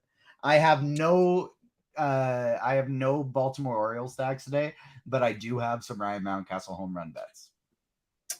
Chop, Brian wants to know Mets backs. Which Mets backs do you like tonight for FanDuel tournaments? Specifically, what Mets do you like for FanDuel GPPs? FanDuel GPPs. So I mean, I'm obviously we said Nemo. I think Nemo's good. Over there on FanDuel, Alonso, Nemo, those were low hanging fruit. Vientos, get behind me. Actually, a guy I've got ranked today in the CVR. In case you guys do that, is Ronnie Mauricio, in case anybody reads that. I don't mind Ronnie Mauricio tonight. Although I think he's legit. Yeah, but I wish he wasn't in the A spot, but it is what it is. He's on the road though, and he's in a good ballpark. Being on the road, like even if they're winning the game, he gets 9 at bats. So the team does 9 innings of at bats. So he gets his 4th at bat, and if things go really well, maybe he'll get 5 at bats, and he's pretty cheap. So I'm good with him as well. Like obviously, salary considered, he's one of my favorite plays. TJ, who's like the player? Is there a team? What are you afraid of not having enough of in your 150 lineups? Who's going to burn you for not having them? Scherzer and Verlander, I think, would be the most likely thing to do that to me today in terms of offense. I guess maybe the Orioles. The Orioles would be the one I'm most worried of. Atlanta, I would be fearful about my lack of full stacks if I didn't have so many mini stacks of Atlanta today. They're my highest owned mini stack. So either Verlander or Scherzer or a full Atlanta stack, or because of maxing out Strider, like locking in Strider, it's tough to get a full Atlanta stack today. So basically just my biggest fear in MME would be Strider failing. It's not necessarily something I don't get enough of. It's just one of those either Scherzer or Verlander outscoring Spencer Strider today. I'm in a pretty good spot right now because I have Christian Walker as part of my home run parlay today. And right now, the only way I can not win the mini max is if Christian Walker hits a home run. They are currently up 11-5 in the bottom of the seventh. Marte is at the plate and Walker is not on deck, but he's in the hole with 1 out. So there you go. Him getting a home run is the only way I can finish second at this point. And even if he does, that means my home run bets are going to hit. So I won't be mad. Chop, you're stacking Atlanta. How do you attack that? Obviously, 1 through 9, they're all pretty strong to various degrees. Acuna is absolutely insane. He's super expensive, but worth it. Third base kind of stinks just as a position. So maybe you want to prioritize Austin Riley, but I think that the field sees that as well. Who's your favorite Braves to prioritize? Favorite Brave to prioritize, Dean? Honestly, it's probably Marcell Ozuna just because of the salary, but I don't know. You just throw these guys in there and like, it's the Braves, man. They smash almost every night, Dean. But while we got a little bit of time, I did want to throw one out. They don't have the Prize Picks right now. Doesn't have the college football stuff up for Saturday, which is the good stuff. Right, like right when it drops, you got to get on it because they'll change the lines real quick. But what they do still have up is Sky Moore receiving yards. I'm on the over there, Dean. Sky Moore receiving yards on Thursday night. I don't think Kelsey plays. I don't think Kelsey plays for a while. They just don't have very much else in the receiving game. I think Sky Moore is going to take on a bigger role. I like Sky Moore over those receiving yards, Dean. Get on that, Dean. Oh, Dean, you can add that one. You can add that one to they have a quarterback over 0.5 yards as a bonus, a $25 bonus play, so get you. Is it Dak? Might be Dak. I think it was Dak. So Dak can get you Sky Moore. Add 4 more. Get you a little 6-teamer going, Dean. Get you about 2 G's, man, off of $25. That always feels good. I think I had over on Montgomery. I got like a 5 days ago or something like that. His number was kind of low, maybe 47.5. And I think the Scores and Odds guys may have wrote that up as well. Chop, where do you put that when you have your college plays? Are you putting that somewhere in Scores and Odds? Is that somewhere in a Discord channel? Are you moving the number? Are you moving the needle? Yeah. Well, the problem with college football is, Dean, the needle moves like in the first 5 minutes after they get released. All the sharp people, like here at RG, we've got our Prize Picks tool, and then other people out there have their Prize Pick stuff. Right when people drop it and they start getting on it, they'll move it in 5 minutes. So that's almost impossible. But yeah, once they drop it in Prize Picks, Jamino puts out a Prize Picks tool here on RG, and it has all the best stuff on it. But Dina, to your point, you said David Montgomery over those yards. Yeah. You know what I did, Dean, with my little 3-teamer? I put the combo Jahmyr Gibbs plus Montgomery over the yards just in case, because somebody's going to get up. One of those 2 guys is going to crush. Well, they said what was the coach speak? They said so Gibbs is going to be used in ways you're not imagining. Like kind of you're going to be surprised. He's going to be their kicker or their line. I assume that Detroit has to recognize that their receiving core is terrible, and they're pretty flush at running back. 1 and 1A. Maybe they play them both out there at the same time. Maybe they split out Gibbs. I don't know. I think that thought also is good for Montgomery. What is your take on that? You mentioned liking Gibbs. You think Gibbs just possibly catches the ball more than we anticipate? Is that something that's in play? Yeah, they didn't draft him that high to not play him right away. He'll do all kinds of things. He's very versatile, but he's a home run hitter, Dean. So like you could get a huge chunk of these yards on one play with him, and they'll give it to him they did not draft him just to play him at slot or anything like that. Gibbs will get some handoffs. Montgomery will get the grind at work. Yeah, I think it's a good combination. We're kind of bouncing back and forth. Crunch time's coming in just a second. Trust me, they're going to be back on the rails when it comes to baseball. We talked the entire slate. Also, somebody was asking about Yo Adadon, the pitcher for Washington. He did not make your 6, TJ. Did you consider him against the Mets? No, I did not. The Mets are one of my favorite stacks. I'm not playing any Adon. Yeah, that's kind of where I'm at. Like, can you do it? Sure. And he's not like that much worse. Maybe he's actually better than Jordan Lyles. But it's not something I'm forcing in. And you can make the same argument. He's cheap, and that's that. Is there Maction going on tonight, Chop? They're talking about Maction in the chat. Is that still in existence? It is too early in the year for Maction on Tuesday and Wednesday. No, we don't get our first game till Thursdays.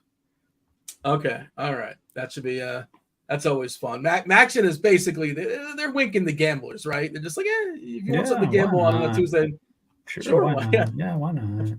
Have a good time. Let's see. Did we have all the bits, right? All the bits have been unleashed. I'm pretty sure we hit everything. We got all the Spidey bombs. Well, there may be more. I have one more dong I will unleash in the chat as the Crunch Time show is going on. Chop, you got out your Triple G play. Do you want to give them the summary? Some people probably tuned in late. Triple G play. Who are your knockers? Whatever else you have for the people. The BVP suggestion of the day was Gavin Sheets against Jordan Lyles. You got that going on. The knockers were, like I said, they were for you, Dean, straight up out your alley. They were an ode to Wander Franco, a little young knockers, Dominguez Wells for the Yankees. You got that going on. And I had Nimmo as Triple G, but, it was the whole – he put Nimmo in his route too. So that's fine. I do like Nimmo, but I'll give you another one, a little bonus action today, a little Travis Blankenhorn. How about that one? It's a fun name to say if nothing else, right? Sure. Why not? Somebody was on it was Cardi was on the other day, and that name came up, and like somebody's like, yeah, like that guy's a buddy of mine. What do you think? And Cardi's like, yeah, he stinks. He's not going to be any good. Just totally poo-pooing. And like, of course, all these guys are like way better than all of us, but like, compared to their contemporaries, I guess somebody's got to be in the bottom 1%. You remember that yesterday, Roth? You remember Cardi poo-pooing over Travis Blankenhorn? It was glorious. Yeah, the guy's like, oh, that's my friend. And Cardi's like, that guy sucks. I'm like, oh. Have you seen the bat? The bat hates him. Yeah.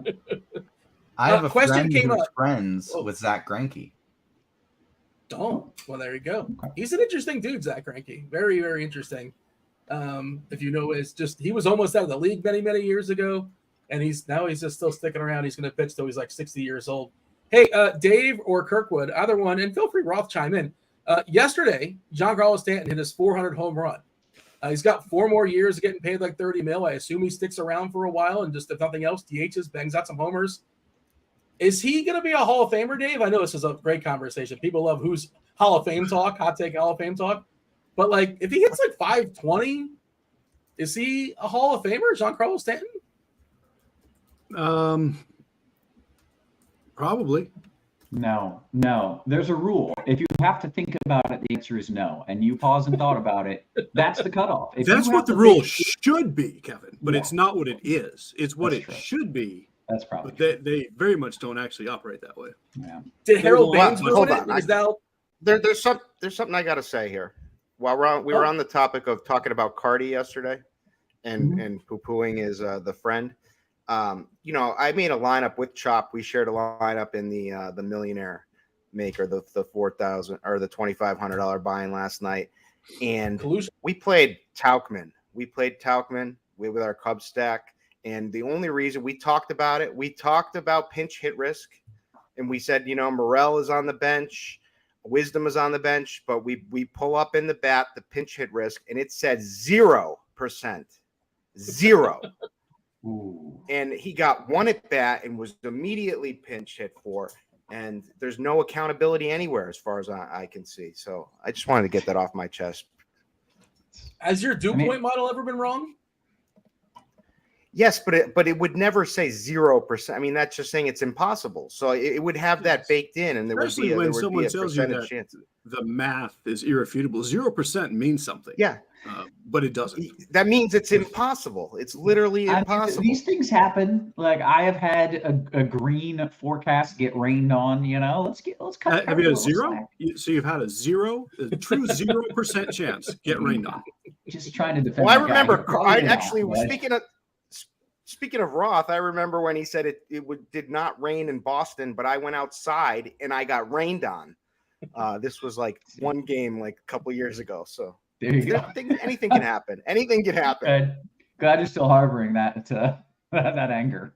Always. Do you want to call TJ out for something? No, Dean. But I don't know if Kirk heard earlier. Dean was entry shaming TJ because TJ was entering the 25 cent max thing. Dean was entry shaming him. I've won the mini max for the second time in a week, and Dean's making fun of me. I got to back Dean here. I got to take Dean's side here. If you're playing 25 cents or the mini max and stuff, just kind of keep that to yourself. I think is the best thing. Just collect your money and like hang your head and stay in the shadows. Is what Kirkwood. Just be happy that you can play it and you're sitting there, and don't rock the boat. I've only been playing on DraftKings for a year. I got to take advantage of my low entry fees while I can do it. Of course, we've all done it. I would still play on them if I could. I'll confess. I have no shame. I don't mind. But Chop, anything else before you step aside and get out of here? Do want to mention myself, Rich Rebar, John Daigle, tonight, 9:00, the Pick Six show. And I've been mentioning this all week. Sunday, NFL content Sunday, 9:30, a ridiculous hour of 9:30 in the morning. Myself, millionaire winner Bobby Gomes, myself and Tim, Tasteful Tides, taking you guys straight up the lock. I believe Erica Beimfor is going to be there at some point. Squirrel Patrol is going to be there. TJ is going to take you home as far as crunch time. There's showdown content tomorrow night. I just want to get the plugs out there, let the people know about football. Football season is happening. TJ, anything else we should say to the people before we step aside and yield to crunch time? No, that's it. Let's get out of here.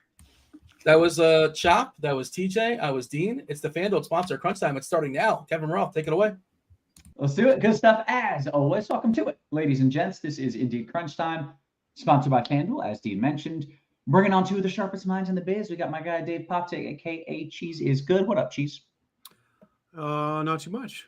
Already had a fairly full day of baseball, and we have another full day tonight, or full night, if you will.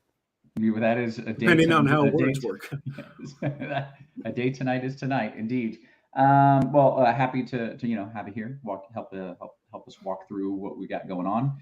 My words aren't working today, so we've got that going for us. I've got Kirkwood as well in the house. What's up, Kirkwood? Feel better now that I got that off my chest. And I'm a little stressed because of football season. I'm not one of these best ball bros, so I don't know. I got to catch. I'm like cramming right now for football to get ready. And so, and I can't take a baseball slate off. I just can't seem to do it. So, well, that would be silly. It wouldn't. I know. It's like it's too tempting every time. I'm like, I'm not going to play, and then I'm like, all right, I'm going to play. Yeah. Well, might as well. I'm playing a Baker Mayfield stack week 1. Is that crazy? Is he playing football for what? Right. I mean, I wouldn't know. I'm not saying he's not. I have no idea. I do actually. He's on the Panthers. I do actually. Really? Is he their starting quarterback? He was the Bucs starter. I thought he was the Bucs starter. Oh, Bucs. That's what I meant. Sorry. That's what I meant. Bucs with. Yeah, you're good. Sorry. He's the new Tom Brady. He's the new Tom Brady. Yeah, he's the new Tom Brady with Mike Evans, and I'm still with the weapons there with Godwin. Yeah. Right. I don't know. That will be my first lineup in for sure. That's what I'm doing. Like an absolute lunatic. I slipped with the cramming there. It's terrible. Yeah. Yeah, you are slipping. We gotta get on it. All right. Well, hey, guess what? We're not here for football talk. Not yet. We certainly will be later tonight, tomorrow, basically for the next 6 months. But we're here to talk baseball tonight. So let's dive into it. There are no weather concerns tonight, which is very, very good. And that leaves us just kind of talking about the slate. Cheese, you want to jump into it? Yeah. So like the thing on both sides is Braves, expensive Braves. You got Spencer Strider, and you have Braves bats. Can't really play them both. Don't even have to play either with how expensive they all are. But so we'll kind of start there. Everything is really about if you want to pay the 12,000 plus for Strider. It's a lot easier to do on DraftKings than it is on FanDuel. My take on it is kind of the same as always. Like, if you can make it work, you should just absolutely play him and don't even worry about it. Like, he's almost certainly not going to be the best points per dollar pitcher, but whoop-de-doo. Like, he's going to be the highest scoring pitcher most of the time, and he has the highest ceiling. But really, on FanDuel in particular, like, it really limits what you can do. There's just a whole bunch of stacks and players that you just can't play with him. Yeah, you can get good pitchers for like $4K cheaper, $4,000. Yeah, exactly. So that gap is pretty ginormous. I'm playing mostly Kyle Gibson and Clark Schmidt on FanDuel with Strider where I can fit him. Out of the Scherzer Verlander game, let's take a second to discuss that. This is like fantastic real life baseball and interesting on all four sides for DFS. I mean, I could make a case for either pitcher or either offense. But for me, the pitchers are just out of play. I have 0 of either on both sites. Why? Because of salary and matchup. And also the big thing, Scherzer left his last start with forearm tightness. That is a ginormous red flag. Like, the fact that he's pitching tonight, he's probably fine, but like, you do not mess around with forearm tightness when it's already a tough matchup at a high salary. If he's healthy, is he still Max Scherzer? Like, if one of these guys can throw a gem, it's Max Scherzer. But officially, like, I just can't do it. And it's even more alarming that Scherzer took himself out of the game. Like, that's an unheard of thing for Scherzer himself to say, my arm hurts, I got to sit. Like, that's crazy. Right. So I'm out. Okay. So basically, Strider, Gibson, Schmidt is my entire pool on FanDuel. You not need to mess around with Jordan Lyles on FanDuel. We'll talk about him a little on DK. I also, Sandoval is right there as well. I'm so nervous about his control has been so wonky, and his matchup is harder than Schmidt's or Gibson's. So he misses the cut for me. I don't think you're crazy to play Sandoval, Scherzer, or Verlander. That's where I draw my line. I don't have those guys. Okay. How about DK? The DK side, Strider, Schmidt is kind of easy to fit in most non-Brave stacks. And that's kind of my go-to combo. I do prefer Gibson over Schmidt. But with a $1,200 gap, I'm content with Schmidt as the SP2.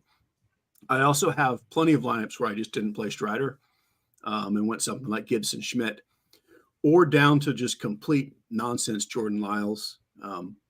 The fact that I'm mentioning Jordan Lyles, and a lot of people are, is just a testament to how horrendous the White Sox are. I still don't like it, and the White Sox, or me and Kirk and Headchopper, could beat Jordan Lyles probably.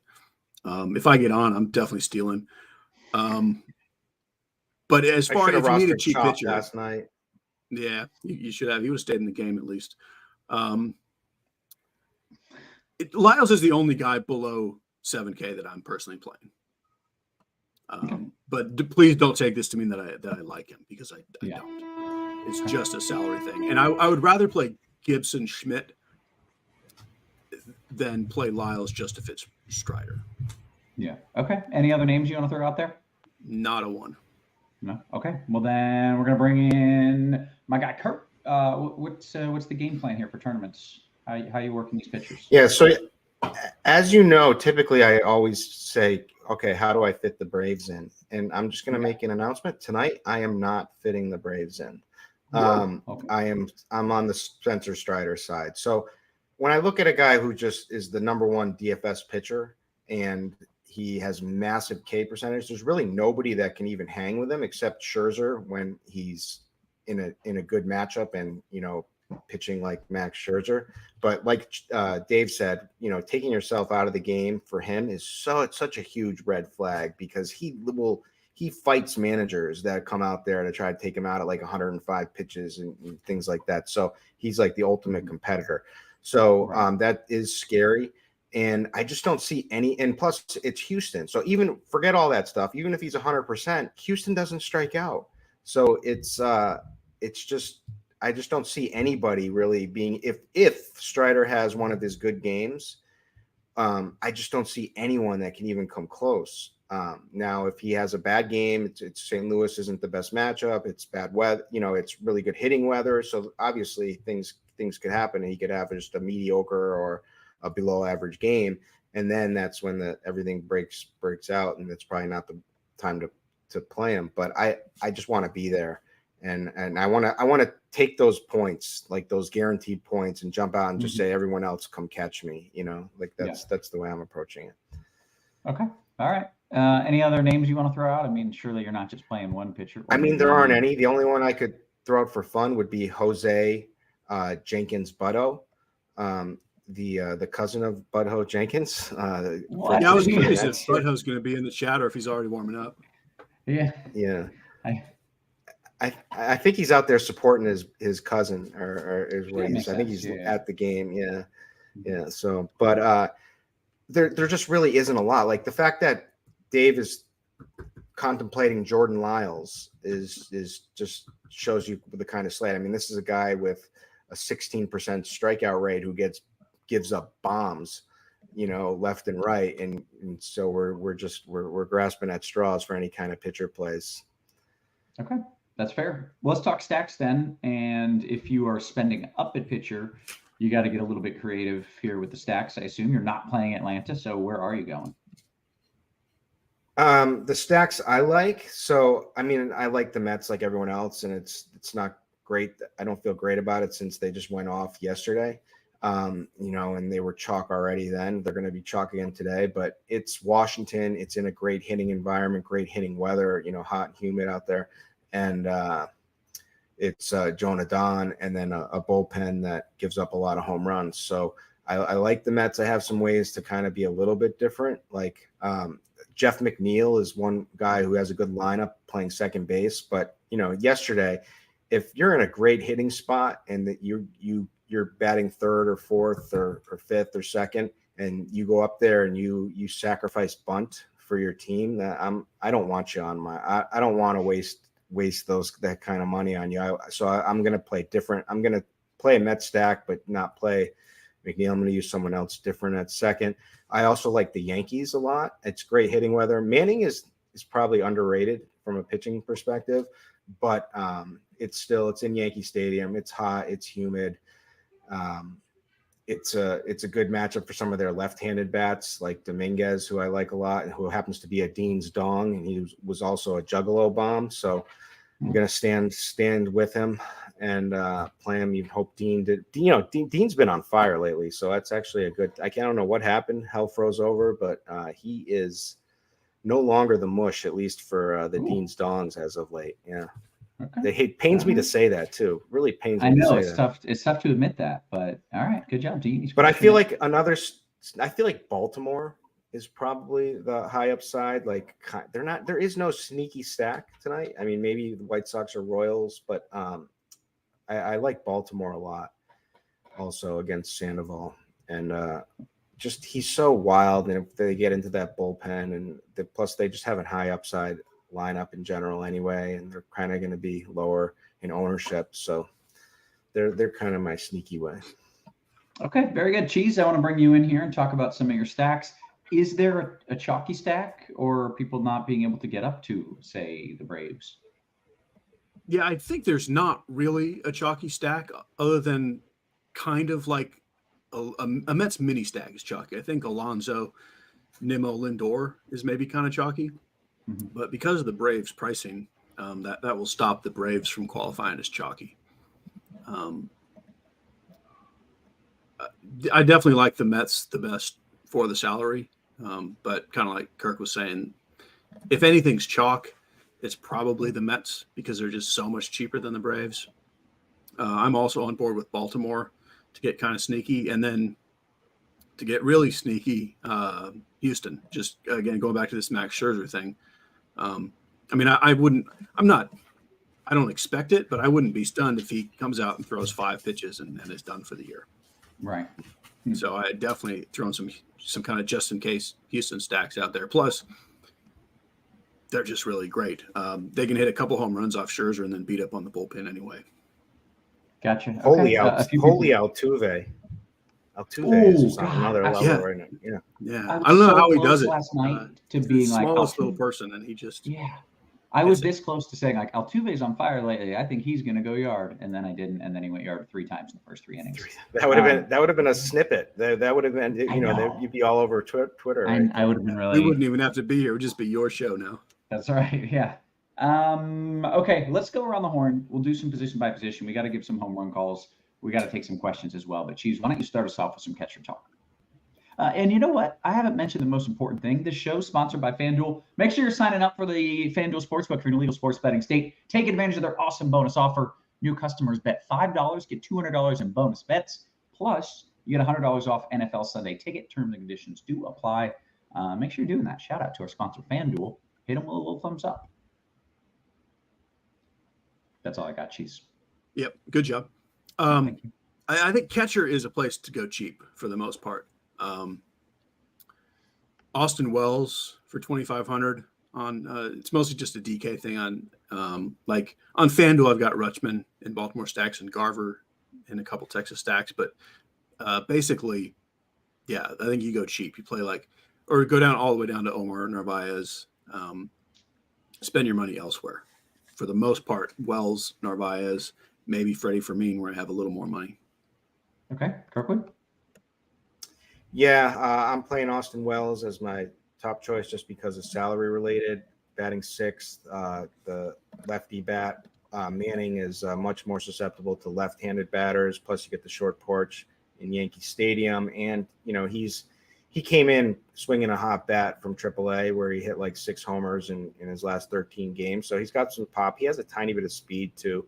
So I like that. I think Narvaez is going to be the chalk just because he's super, super cheap on the Mets at 2,100. Not a bad spot to try to go up. I think one of my sneaky plays, like anyone with home run upside, so just that's going to be lower owned at the catcher position. So that's like a guy like that is like Jonah Heim, has really fallen off. He started out really hot this season and has kind of fallen off, but he does have some pop, and he's not going to be owned whatsoever. 3,900, batting 6th. It's more about that he's against Verlander, but Verlander can give up home runs, so I'm on board with everyone Cheese said, and then those guys. Okay, before you go to first, we did just get news that Tim Anderson has been scratched for the White Sox. I think one of you guys mentioned the White Sox as a stack. Does that change anything, or just sub him out and put in somebody else? I I have a couple stack, White Sox stacks. I don't even think he was in any of them. No. Okay. Not a big deal. Not groundbreaking. Just don't have him in your lineup. Yeah. Okay. Easy enough. All right. Kirkwood, first base. What do you like? All right. I love Matt Olson. Can't get to him, but I think he's going to homer against Dakota Hudson. Hudson's a big ground ball pitcher, but if there's anybody, if he gets the platoon, if there's anyone that can hit bombs out, fly balls out of there off a ground ball pitcher, Matt Olson is my number one. Pete Alonso, obviously, homered yesterday. Should have homered a couple of times in that game. Just missed, but swinging a hot bat. Andrew Vaughn is going to probably be popular just because of price. Against Jordan Lyles, your home run upside, batting cleanup, 3,100. Mountcastle against a lefty is always in play. He's 4,600. Goes with my Orioles that I like. And then, I kind of like Spencer, like a super low owned Spencer Torkelson, because the Detroit bats are priced just funky high. So he's 5,000. He's batting 3rd. I think I like him for one of my home runs calls tonight, and going to be completely low owned. Okay, great. Cheese, what are you doing at first? I don't have much to add. Like Pete Alonso is glorious chalk, and sure, play Matt Olson, but not really, because of the salary. Just played Alonso. I do like Mountcastle as well. And I mean, yeah, Andrew Vaughn on DK is useful, but just give me Alonso and let me get different somewhere else. Okay, well, let's go to second base. See if you're getting different there. Kind of, but mostly because everything's kind of different because of the way it's spread out. You can get Albies on FanDuel, and I do think that makes him chalky-ish on the FanDuel side, more so than the DK side. I like Torres almost as much, but I definitely prefer Albies if you got the little bit of extra money. My favorite cheap guy on both sides is Michael Massey. A little more useful on DK, but he's in a couple FanDuel lineups too, where 2,200 allows you to get like a Spencer Strider lineup. So that's my main group, up to Albies or Torres or down to Massey. And like Altuve and Semien absolutely play a little bit, but they don't really stand out at their salaries. Okay, Kirkwood? Yeah, just like Dave said, but basically Torres and Massey are my guys. Massey is cheaper if you need it for the salary relief. Torres, 4,500 gets the cleanup spot. Yankees on the team I like. If I really want to punt, if I would just Andy Ibanez is a guy who could homer for the Tigers. He's only 2,400. He's batting sixth, but yeah, and I think Jeff McNeil is going to be very popular, like I said, and I'm definitely not playing him. Maybe I'm seeing this wrong, or I heard something, or like I was not watching yesterday. Cardi said Blankenhorn sucks. So the bat loves Blankenhorn tonight at second base on FanDuel. I don't personally, but he is hitting cleanup against Butthole Jenkins' cousin, and he's 2,700. I gotta stand with my guy Butthole. So yeah, I can't. I do too. I can't go against the fam here. Blankenhorn is not a bad player. Like, I'm not sure. I don't think Cardi actually meant. I think he was just trying to be funny, probably, to whoever said that. Like, yeah. Okay. He is kind of interesting hitting cleanup. Well, to be honest, he wasn't. Cardi didn't have enough buttons on that, so he may have been losing it a little bit. He was a little too, a little tight. Yeah, I mean, the guy hit 23 homers at AAA this season in about 100 games. So he's not nonsense. Okay, all right, Kirkwood, what are we doing? I think we're third base, right? Third base is all about Austin Riley if you can get him. The cheap guy is on the Mets, who had a decent game yesterday. For me personally, Vientos at 2,200. Moncada is cheap, has some home run upside against Lyles for 3,400 on DraftKings. I mean, other than that, I mean, you can. I don't know. Those are the guys I like. I mean, you could play like everyone else is too expensive, like for the spot, but I guess you could do that for ownership. Like Bregman is 5,500, which is crazy in this matchup, or Arenado is 5,000 in this matchup against Strider. Which is tough. I guess if I had to pick one more guy, it would be Carter Kieboom. But again, that's going against the fam Butto, so I don't really want to do that. Makes sense. Okay. Cheese, what do you got at third? Agree that it's really all about Austin Riley. Like, I do not think you have to stack the Braves to play a couple Braves. And third base is a lot weaker than usual. So to me, this is the spot you spend up. Like, I would prioritize Riley ahead of Olsen and Acuna, even just because of the difference at the position. Brett Beatty on DraftKings is my favorite cheap guy. And because the Mets have two cheap third basemen, they should kind of eat up each other's ownership a little bit. Mm-hmm. That's really it. Okay, shortstop. Lindor is the chalk. Bobby Witt's always very interesting. And on FanDuel, if you're not playing Strider, you can definitely get to Witt. But I still prefer Lindor. I like CJ Abrams at that salary a lot. You can make him work in a Strider lineup on FanDuel, where he's priced up the same as Lindor on DraftKings, which I like them both, but I will play Lindor ahead of Abrams. Cheap stuff is kind of sketchy at shortstop. I think Mauricio is fine. on the DK side. Volpe on the Fanduel side, and Pena are probably okay. Very nice. Kirkwood, what are you doing at short? It's Lindor leading the way. It's CJ Abrams right behind him, like Dave said. Bobby Witt, sure. Always interesting. I mean, the guy just has immense upside. And then maybe Volpe or Gunnar Henderson if I can fit him. Definitely in my Orioles stack. Okay, great. That's Okay, how about the outfield? By the way, we got Paul in the chat. He says Blankenhorn is my friend. I don't know if he's the one who said it last night. He's my friend. He's been up in the majors a few times. Wait. How amazing it would be if he wasn't, and we have multiple Blankenhorn friends. That dude would be pretty cool. I'd be very impressed with this guy socially. Okay, Dean. All right, let's get to the outfield. Kirkwood, what do you got? All right. We got Acuna leading the way, 6,800. It's crazy how that's the norm now for his price, 6,800. Staring at that like it's just normal. Brandon Nemo, massive game yesterday, but still 4,200 leading off in a great game environment. Have to like that. Ozuna has been on a tear. He's kind of the high upside Atlanta, home run upside Atlanta bat that 4,900 feels reasonable. From a price standpoint. So I like that. There's always Judge and Stanton. I'm playing Stanton. I couldn't fit Judge. Would like Judge if I could, but like I said, my lineup has Strider in it. Chop was on Gavin Sheets. His BVP suggestion algorithm spit that out. And I've seen his algorithm behind the scenes, and it's pretty in-depth and deep. And so if he's recommending them, then I got to recommend him too.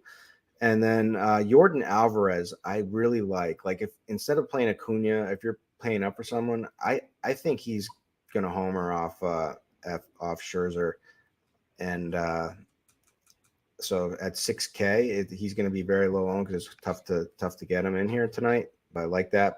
And my favorite play of all of everyone is Dominguez for the Yankees, the prospect, top prospect coming out, hot bat. 3,100 gets the lefty mat. He's batting lefty against Manning, which is what we're looking for, and for Yankee Stadium. So I love him.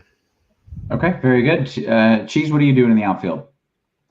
There's some pretty significant price differences between the sites. On FanDuel, Stanton is only 2,900, which is silly, and Nimmo at 3,100 is kind of silly.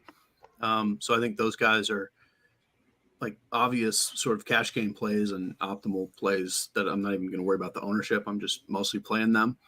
FanDuel has priced up Jason Dominguez, but DK has not. So he's more of the great DK play. Melendez and really any Royals outfielder is fine, but Melendez at 3,500 on DK, I like a good bit. Yeah, I'm definitely on the Alvarez thing at the high end. Like, give me Alvarez and Robert, probably ahead of Acuna and Judge with the salary. Just a little bit of salary gap matters, but I certainly like all of those guys. I think that's all that I really wanted to highlight. Okay. We need some home run calls here, Cheese. I'm going to make you lead us off, and then we need some Kirkwood dew point bombs, juggalo bombs, whatever else we got. But Cheese, you can begin. Yeah, I'll a juggalo dew point bomb, Brandon Nimmo for sure. And how about we go with Ryan Mountcastle as well? Okay, Kirkwood. Love that. I got a few juggalo 2-point bombs. Welcome to the Juggalo squad, Dave. Glad you're happy to have you on board. I'm thrilled to be able to be a part of it. Yeah, if we can get a graphic made for Dave with the Juggalos also as well, I'm all for that. But Jordan Alvarez is going to be my call. Matt Olson is going to be a call. Kerry Carpenter is going to be a call on Detroit, and then Dominguez is. So I'm giving 4 Dominguez. The way you're looking down, do you have a notebook? Is this on paper? I do. Dave, I've studied you for years. I'm a pen to paper guy. You know, like Wonderful. you. I plus it helps me remember everything. And I hand build the majority of my lineups. I use everything. I use optimizers and everything. But yeah, when it comes to baseball, I like a little pen and paper. Yeah. What else do we need to do? I think we just got to take some questions. Is that it? Is that all we got? I believe so.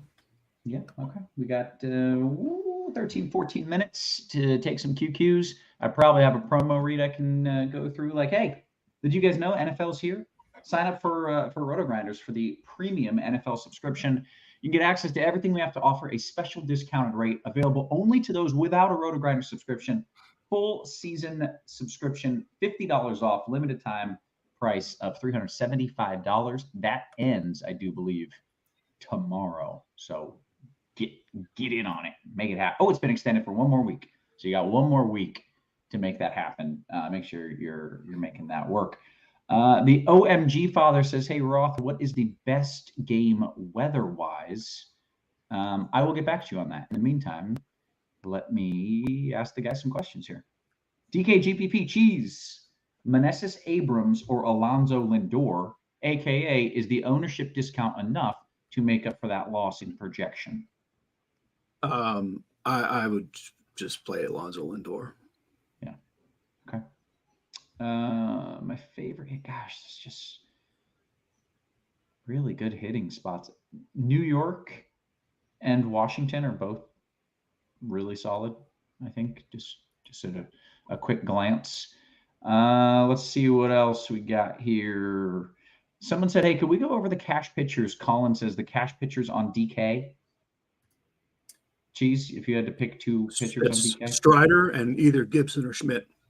If you can afford Gibson, great. If not, Schmidt. Yeah. Schmitty for the price. Yeah. All right. Kirkwood, DKGPP from Luke Cage, Gibson and Jason Dominguez versus Lyles and Judge. Yeah, got option one. Okay. Desired says, hey, can we go over FanDuel pitching again? Thanks, Roth. You're just paying up for Strider, right, Kirkwood? Is that your plan over there? Yeah. Yeah. But Cheese, I like you were Gibson not. on the FanDuel too. Yeah, it's the same three guys for me. It's Strider and or Gibson, and then a little bit of Schmidt. Okay, great. DKGPP Cheese, McNeil and M. Harris or Albies Ortega? Was it? Sorry, I'll take Okay. Wait, sorry, say that again. I thought it was for Dave. It was for Dave, but he just stared angrily at the. I'm just thinking about something. I looked ahead and saw a question about all the different types of ice cream cones, and now I'm daydreaming. That's fair. That's understandable. All right, Kirkwood. What was the question? I would love to answer it. Oh, okay. Cheese. Here you go. The question was McNeil and M. Harris or Albies and Ortega. DKG. Albies Ortega. Ortega. Kirkwood, will the Angels be a good Oh, look at this. There it is. The newest member of what the in the world ICP. am I looking at? I have no idea what's happening right now. You're welcome. You're a juggalo. This is welcome to the squad here. And now you got to answer. Brotherhood.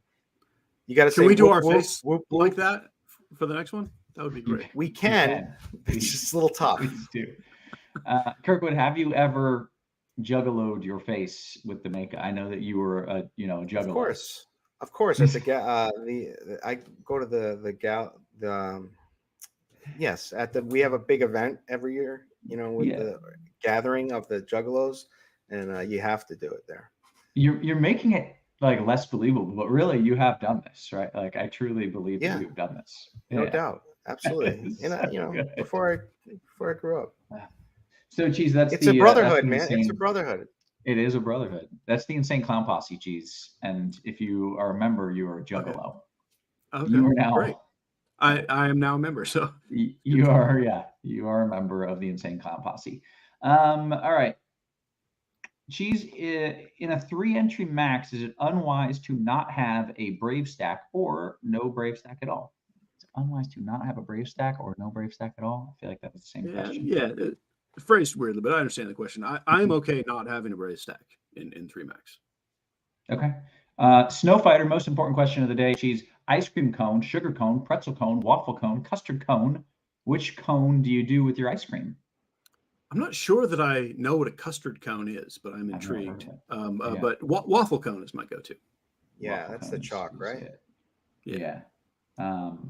And then sometimes you can get the fancy ones that are dipped in like chocolate. Dipped. The dipped waffle cone is glorious. Yeah, it's pretty solid. Pretty good. Let's see. DK Cash, Kirkwood, best outfielder, 3,300 or below. I've got Dominguez. Hold on. 3,300 or below. Maybe Badu leading off against the Yanks. Okay. Cheese, back to you. Single entry DK GPP. It's a 2v2 sorta. It says Rutschman and Mauricio or Mateo versus Wells and Gunner. I like Wells and Gunner. I love a little Gunner, lefty. He'll hit a home run anyway, and another one on the bullpen. Nice. Okay, very good. Chinatown, DK Cash, Kirkwood coming to you. 3v3, McNeil, Riley, Colas, or Ibanez, Vientos, Acuna. Well, I'll go strong option 2. Strong preference. All right, I approve of that. Jumping into the YouTube chat, make sure you hit us with a little thumbs up. Also, Clifford Abrams in the chat says, I hate ice cream. So if you could just ban him from the chat. What a thing to say. Wow. Yeah. That just gets you kicked right out if you're on a show with Cheese and you say that. Let's see. Mountcastle Stanton or Alonzo Massey? I mean, the answer is definitely yes. Like, I love them both. I guess Mountcastle Stanton. If it's a tournament, I would do Alonzo Massey in cash. Flip a coin. Allen. Yeah. All right. Kirkwood, Santander or Ozuna one-off on DK? Go to Tony Tater, Santander. Go for the less ownership. Okay, great. Is Santander Tony Taters? Is that? Yeah, Anthony. That's his the same nickname in person? Baltimore. Tony Taters. They don't call him. I was unaware of that, but I do approve of that nickname. And Mr. Bison, M. Bison from Street Fighter says Tony Taters is his home run call. So there you have it. M. Bison is never wrong. What else do we got? Who's projected for more ownership, Cheese, on DK between Schmidt and Gibson? Who's going to come in higher owned, Schmidt or Gibby? Very slightly Schmidt, but it essentially a split. Like, ownership should not be a decision point between them because they'll be close enough to the same. Gotcha. Kirkwood, you grew up playing Street Fighter 2, right? Yeah. It's my favorite M. game. Bison with the slide, like he did the slide Yeah. move across. Yeah, the standing slide. Yeah. Devastating move. I was always a Ryu guy. Like, I never ventured off of them. But I still have all like our actual arcade joysticks and stuff for my consoles for Street Fighter. I was really into Street Fighter.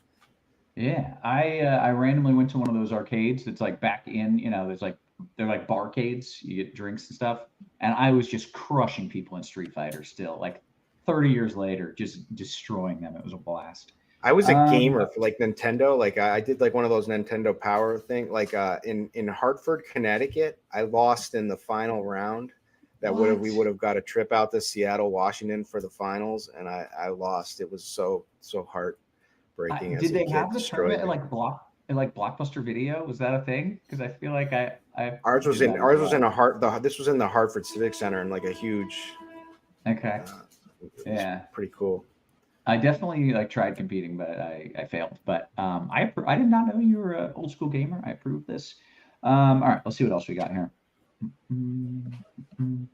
DK Large Field Tournament, Kirkwood, is tonight's slate one where I can play 2-man stacks and some one-offs and get away with it?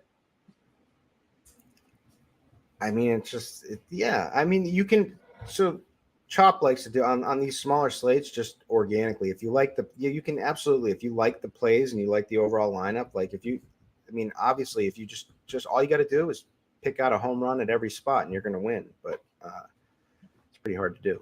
But yes, I think that it's all viable. Anything's on the table on these 6-game slates. Yeah. Okay. Renee says, hey, I'm headed to Japan as we speak. He is in the air. to get his first tattoo ever of a samurai. That's pretty badass. You're going to Japan just to get a samurai tattoo. That's fantastic. That's pretty cool. He says Cheese is a legend. Roth is a legend. He didn't say anything about Kirkwood, but he's a legend in our hearts. Wait till you get to Japan. He is a legend. Wait, if he only knew that I had a samurai tattoo, Yeah. I'm not going to show it. But if he knew, I do. Hey, I have a Renee, make sure you samurai go to a tattoo. maid cafe. Go to a maid cafe. You won't regret it. It's an awesome experience.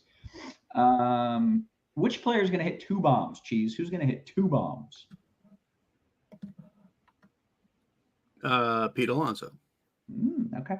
C. Danny says, Kirkwood, if Ohtani plays, how does that affect the Gibson call? yeah, I mean, it makes it a smidge weaker, but like a little tiny more riskier. But I don't think that really matters at this point. Yeah. All right. He's talking about one batter in a lineup. Right. One really good one, but yeah, just one. MT Red Sox says, Cheese, I think you missed my question earlier. Sorry about that. I do that sometimes. What are your thoughts on the Angels for potential leverage? Ooh, leverage, Cheese. I actually really do like an Angels tournament stack, or at least mini stack with lefties. Mm-hmm.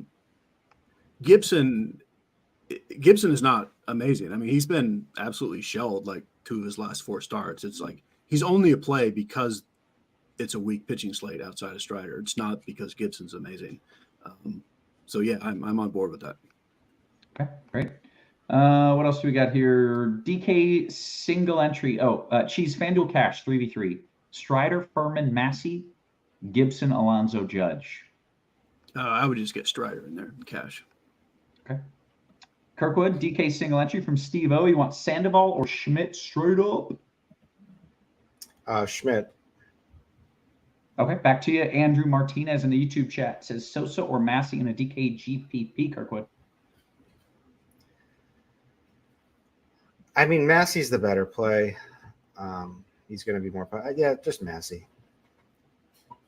Cheese DK Cash, we need a cheapie in the outfield, 2.5 or below. Who's your favorite?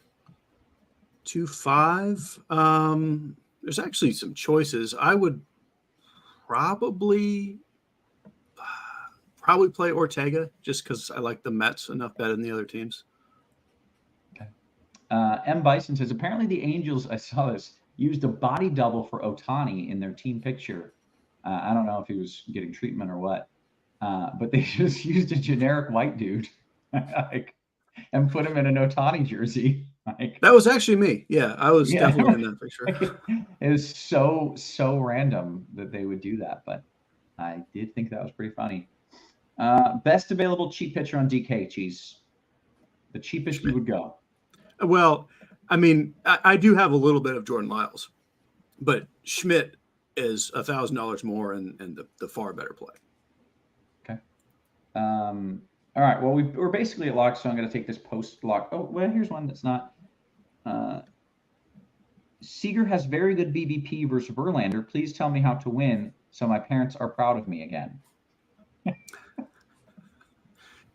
I mean, if you just pointing out BVP should make them proud. I would. Yeah, you're on the right track. You're so far ahead of the game, you don't even realize it. Although I'm not sure if misquoting BVP would be on the right track. He actually has bad BVP against Verlander, so I don't know how that helps. But I think they should be proud of you for even thinking about it. Yeah, we agree. We approve. I'm happy for you, Rocky. Hey, post-lock question for Cheese. Thoughts on the $1 million winning lineup in the big tourney last night? I have no idea what that means. I don't know what it was. So there was a tournament that had $1 million up top last night. I don't know what the lineup was, so I can't. It was I a baseball right tournament. now. Baseball tournament with $1 million on the top. Yeah. On DK. And I min cashed it. You do that a couple times a year just for fun. The min cash there was 900 entries from 43rd to 163, which was the last cashing lineup, was all the same. It was 4,000 min cash, which wasn't even double up. And 13th place in that tournament only got you $5K off of a 2,500 buy-in. It was so top heavy, I couldn't believe it. This was the super expensive buy-in. This was the crazy buy-in one. The winning lineup. But they've been running qualifiers all for like the last couple months. I see. Bassett and Cole. Then with Mets, I think Mets Giants. So yeah, Yeah, that's what it was. Bassett and Cole with Mets Giants and a one-off of Suzuki. Glorious. Why not? I mean, that's chalk. It's like when the chalk wins, I'm all for it. Like the best plays were the best plays. So yeah, win with it. I mean, nobody won. Somebody had to have Altuve, but they couldn't get it done. All right. Like, would have been a nice night to have him. That's the interesting thing about smaller field tournaments versus larger. Like a guy like Altuve is so low owned that it doesn't even really matter if you don't have him. Like because the couple people that have him still aren't likely to be right around him. So I guess fully for a small field with lineup with chalk winning. There wasn't like the 20,000 field tournament where somebody's going to have Altuve with the other stuff. Good stuff. Yeah. All right, that makes sense. Hey, I'm hungry and I'm tired and I'm hungry, so I'm gonna go. We've hit lock, so we're allowed to go. So that's what I'm gonna do. I think I'm gonna make some ribs. So we're gonna bounce on out of here for Cheese and for Kirkwood, for our wonderful production crew. Always working hard behind the scenes, guys. We appreciate you. We love you, and we will catch you tomorrow. You have been crushed.